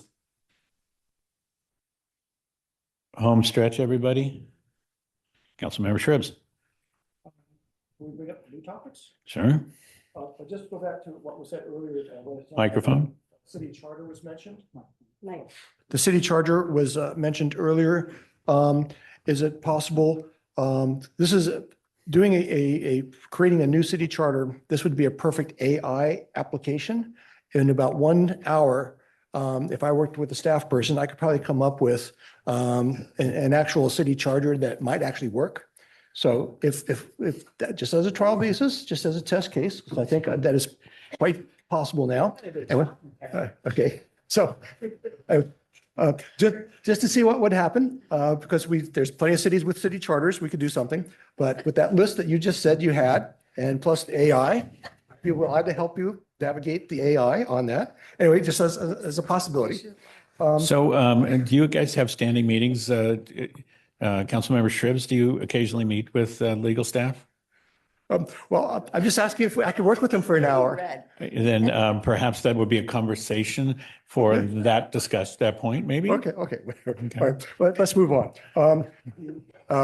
The other area I was hoping to work on tonight was also because our climate readiness, and that is one of our number one goal that we've kind of promoted, that this is what we are all about. And just as a reminder that there is so much tied up in that, but it may have to be done sooner than later. And all these things are tied to climate resiliency. And just for examples, the sea level rise and flooding adaptations, not whereas we're trying to change our water policies, but actually adapting to this future that we're facing.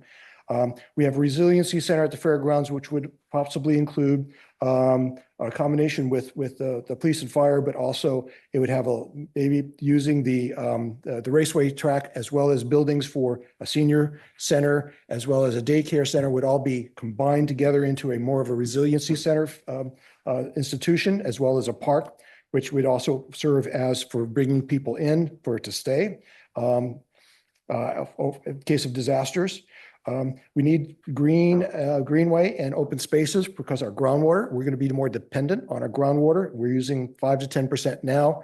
We may end up being 20% down the road, given what may be happening. So we have to build out our groundwater network, as well as the land needs to be kept in greenways and open spaces for that purpose. And then in our transport, we're losing transport monies and doing things, so we have to think differently about transport besides the active transportation that we're talking about, which is basically biking and walking and wheeling everywhere.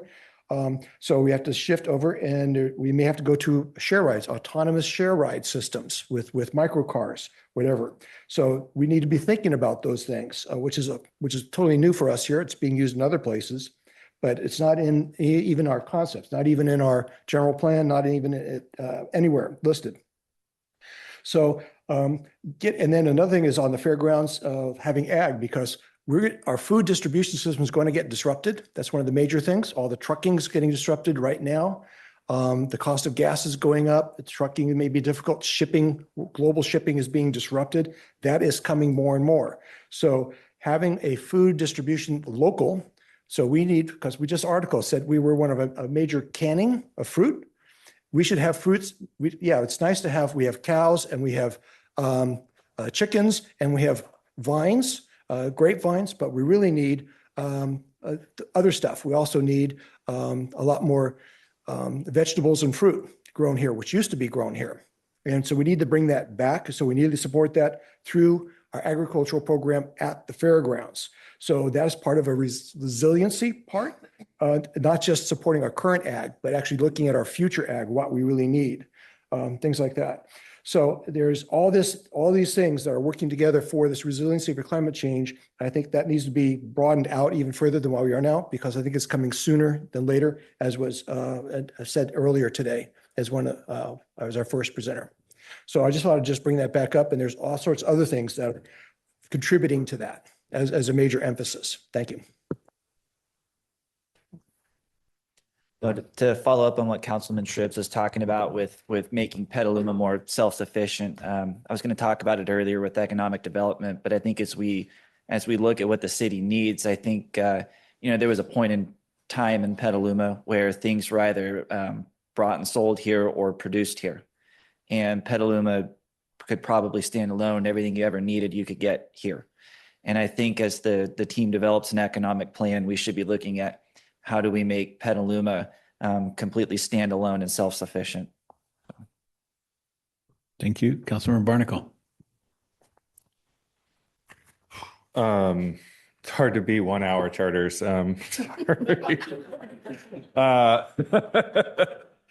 I definitely agree that I think the autonomous vehicles is a point well made. We're actually, Waymo is actually eligible to come here now.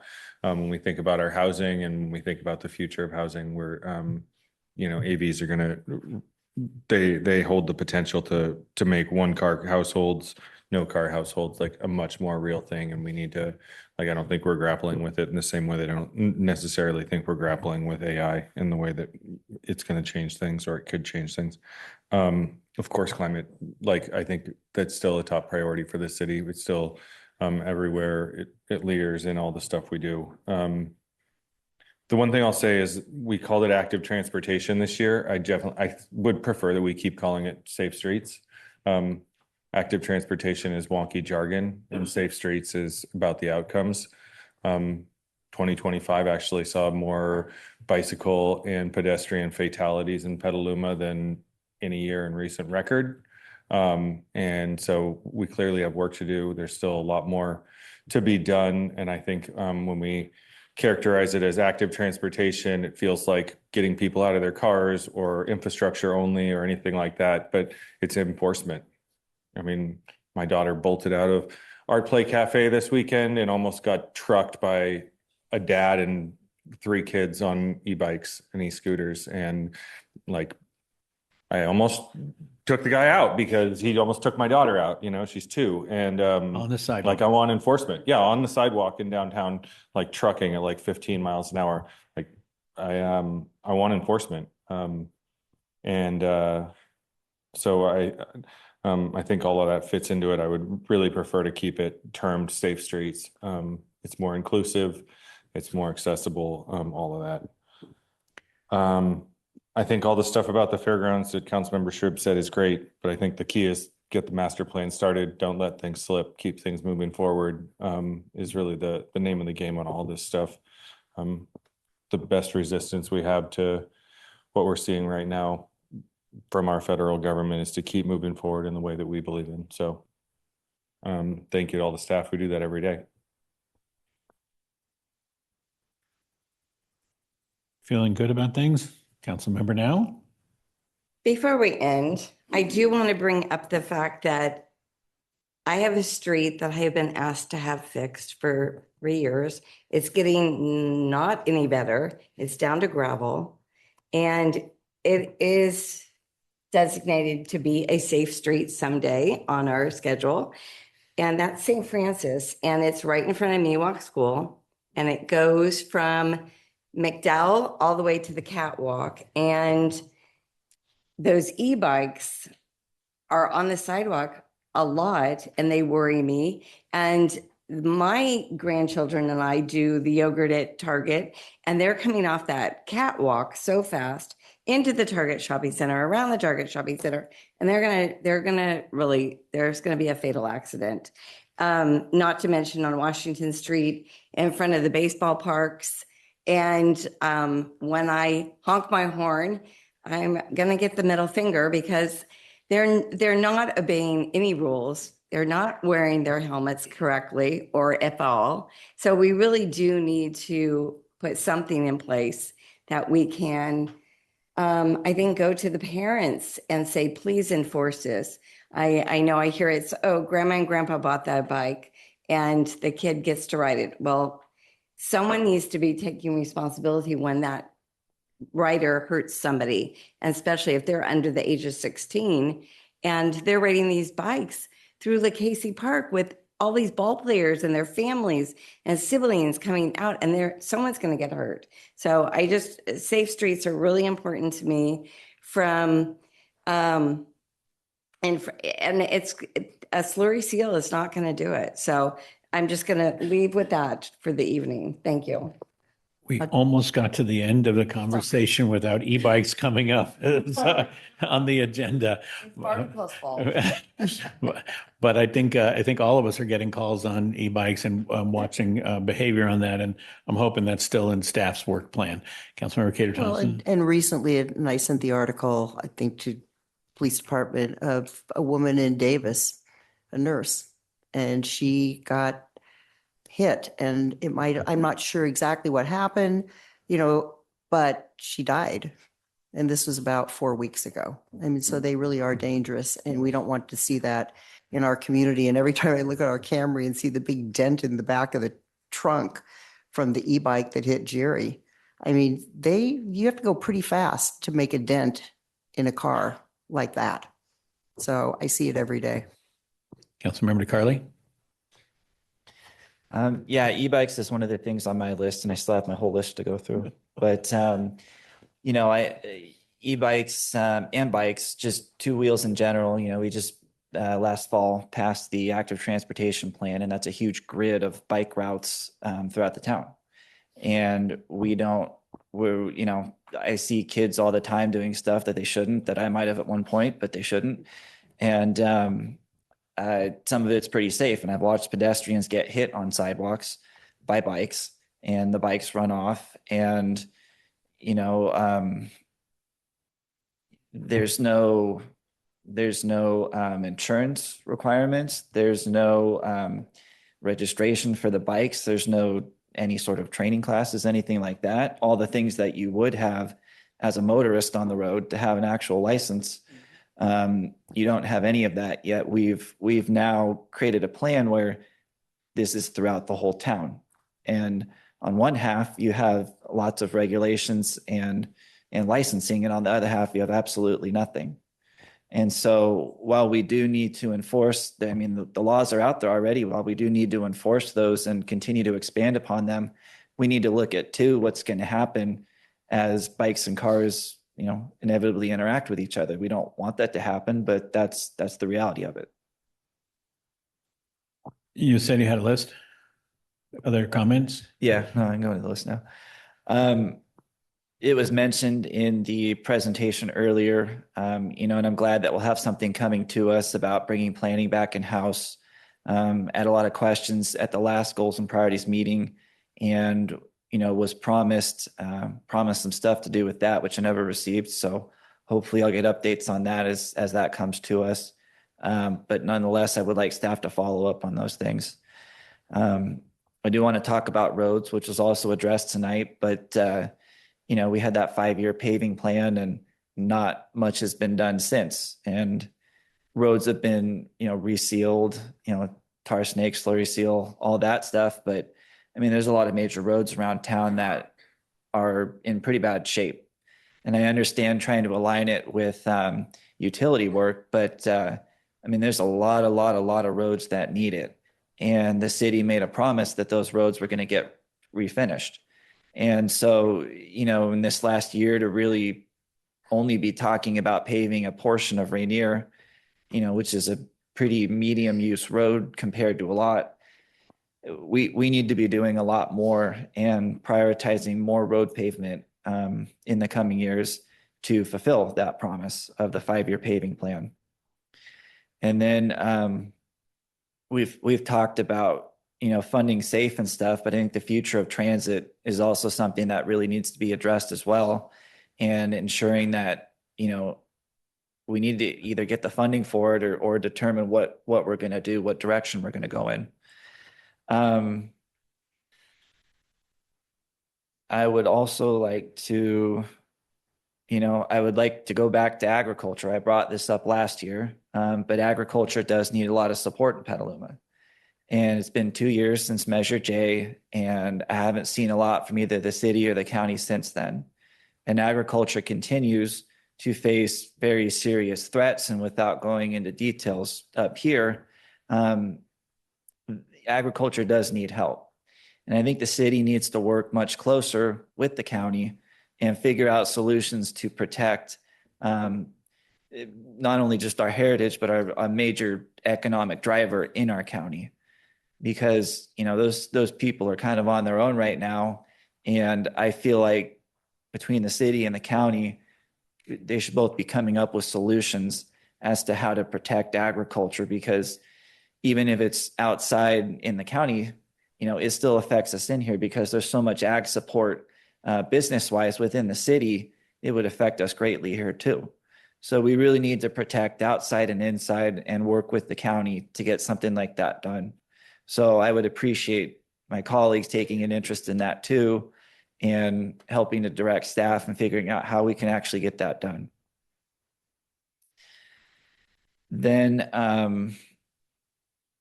you know, on finance, I do think, you know, as we talked, as was mentioned hours ago in public comment, you know, to do some sort of a formal risk assessment in the coming budget and provide, you know, clear unassigned funding that matches like GFOA guidelines, and figure out how we can do that to always make sure that we have the reserves and what they are and be more clear about it, as again was mentioned. And yeah, so, agriculture, business and econ development, planning, roads, transit, finance, those are the things that are kind of at the top of my list right now. And I would like to see emphasis on this year. Thank you. Councilmember Shribs? Just as a reminder of what we started with, which is a presentation with a huge amount of things holistically done across a broad spectrum of just about everything here in this town. That celebrate what we've got done, and we are moving in a holistic way, and that staff is going to work on a little of everything at the same time to improve us holistically. And so I just want to leave us with a positive note that I'm really looking forward to continuing working on many fronts in little ways. Everybody's working toward a vision uniformly, I think, here, and we are in step with each other, and I'm really happy to see where we're at and where we're going. All right. I'm just Councilmember Barnacle. going to finish off on the ag thing. I really think we've got to focus on what we can do in the city. Like, what are the things that we can do? If you have specific, we said this last year, if you have specific things that the city and the county should work together on, but like just saying go do is not, it's not policy direction. Like we heard from the folks who are operating the fair that we're doing ag programming now on the fair, and we're focusing more on that. The thing that I think very concretely in the city that we need to focus on, we've all met with the owners of Hunt and Barons. Like, to me, the big risk is we lose Reichart ducks or something like that. We heard, very clearly that if one of the big ag producers out in the county goes, it's going to put a lot of hardship on Hunt and Barons. Like, we've got to focus on the things that we can do in the city to make sure that the ag supporting businesses that we have feel supported.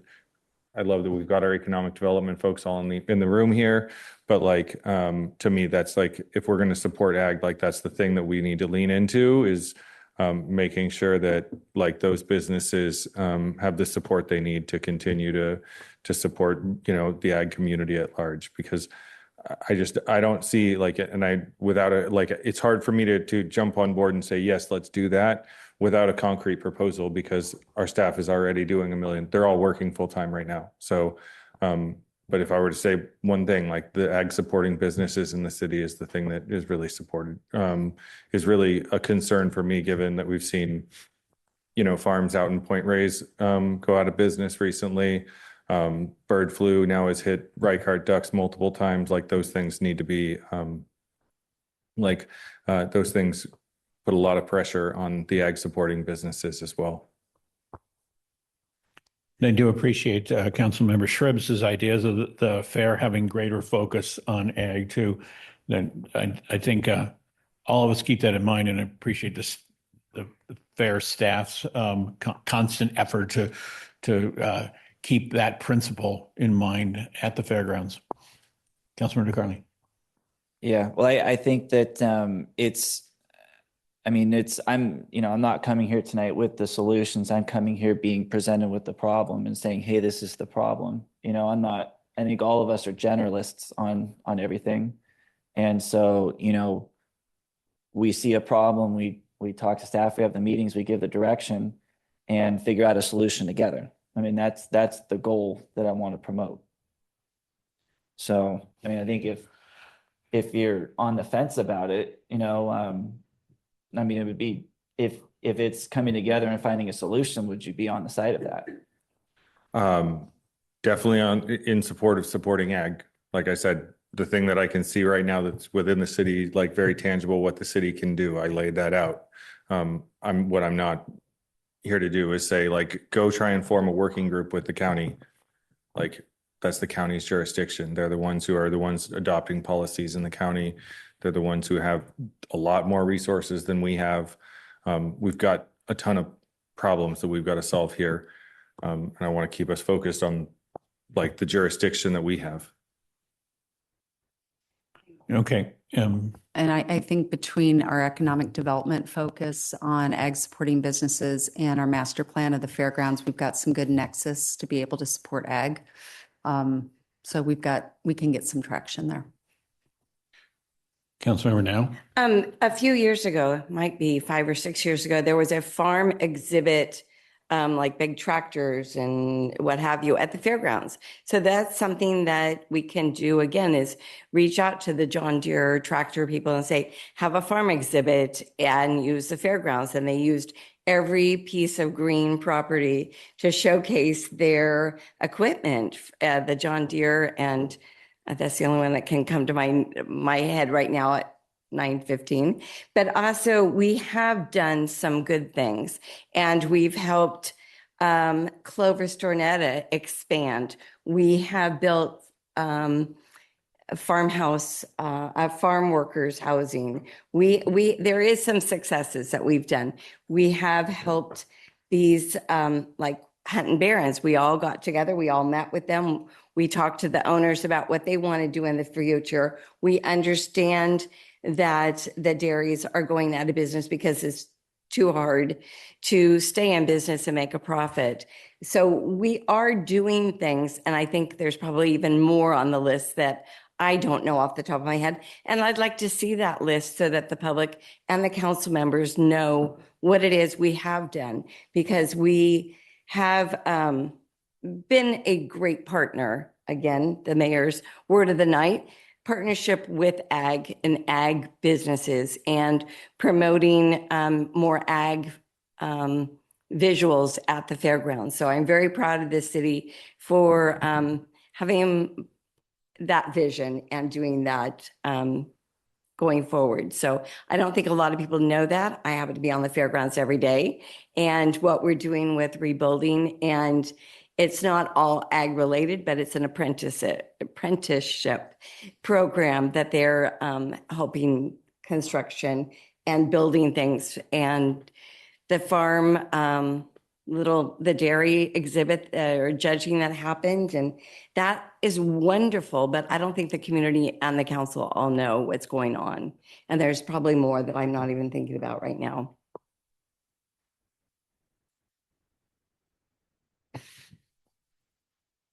Okay. Thank you. I do want to thank all the staff who put in all the work for pulling this all together, and I really do appreciate it. I mean, the list is legend.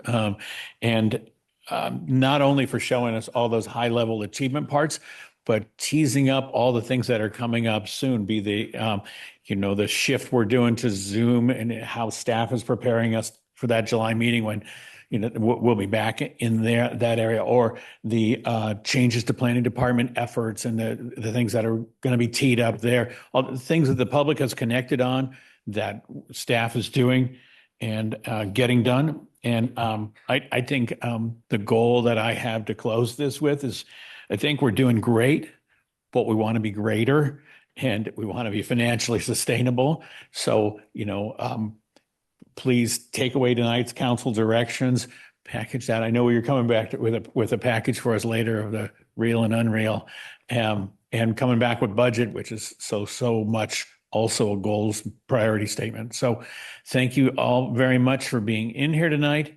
And that closes our meeting for the evening.